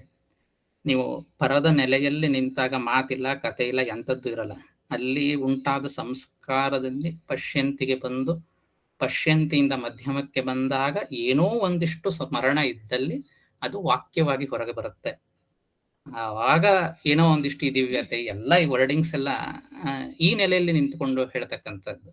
ಅಂದ್ರೆ ಒಂದ್ಸತಿ ನಾವು ಏರೋಪ್ಲೇನ್ ಮೋಡಿಗೆ ಹೋದ್ರೆ, ಅಂದ್ರೆ ಪ್ಲೇನಿಗೆ ಹೋದ್ರೆ ಆಟೋಮೆಟಿಕ್ ಆಗಿ ನಿಮಗೆ ಮೊಬೈಲ್ ಹೆಂಗ್ ವರ್ಕ್ ಅಲ್ಲಿ ಏನಾಗುತ್ತೆ ಅಂತಾನೆ ಗೊತ್ತಾಗಲ್ಲ. ಮತ್ತು ಅದು ಪ್ರೇಮ ರೂಪವಾಗಿರುತ್ತೆ ಅಂತ. ಈ ಎಲ್ಲ ಡೆಫಿನೇಷನ್ಗಳ ವ್ಯಾಪಾರ ಬಂದು ಮನಸ್ಸಿನ ವ್ಯಾಪಾರ ಇಲ್ಲಿ ಕೂತ್ಕೊಂಡು ಮಾತಾಡೋದಕ್ಕೆ ಅಷ್ಟೇ. ಇದು ಅಲ್ಲಿಗೆ ತಲುಪಲಿಕ್ಕೆ ಅನುಕೂಲ ಆಗಲಿ ಅನ್ನೋದು ಒಂದೇ ಅಷ್ಟೇನೆ. ಅದನ್ನ ನೀವು ಯಾವ ಭಾಷೆ, ಏನು ಶಬ್ದ ಬೇಕಾದ್ರೂ ಬಳಸ್ಬೋದು, ಏನು ಬೇಕಾದ್ರೂ ಹೇಳ್ಬೋದು. ಇದು ಅನುಭವಕ್ಕೆ ಸಿಕ್ಕುವುದೇ ವಿನಃ ಶಬ್ದಕ್ಕೆ ಸಿಕ್ಕುವುದಲ್ಲ. ಕರೆಕ್ಟ್, ನಿಜ. ತುಂಬ ಧನ್ಯವಾದಗಳಪ್ಪ ತಮಗೆ, ತುಂಬ ಚೆನ್ನಾಗಿ ತಿಳಿಸ್ಕೊಟ್ಟಿದ್ದೀರಾ.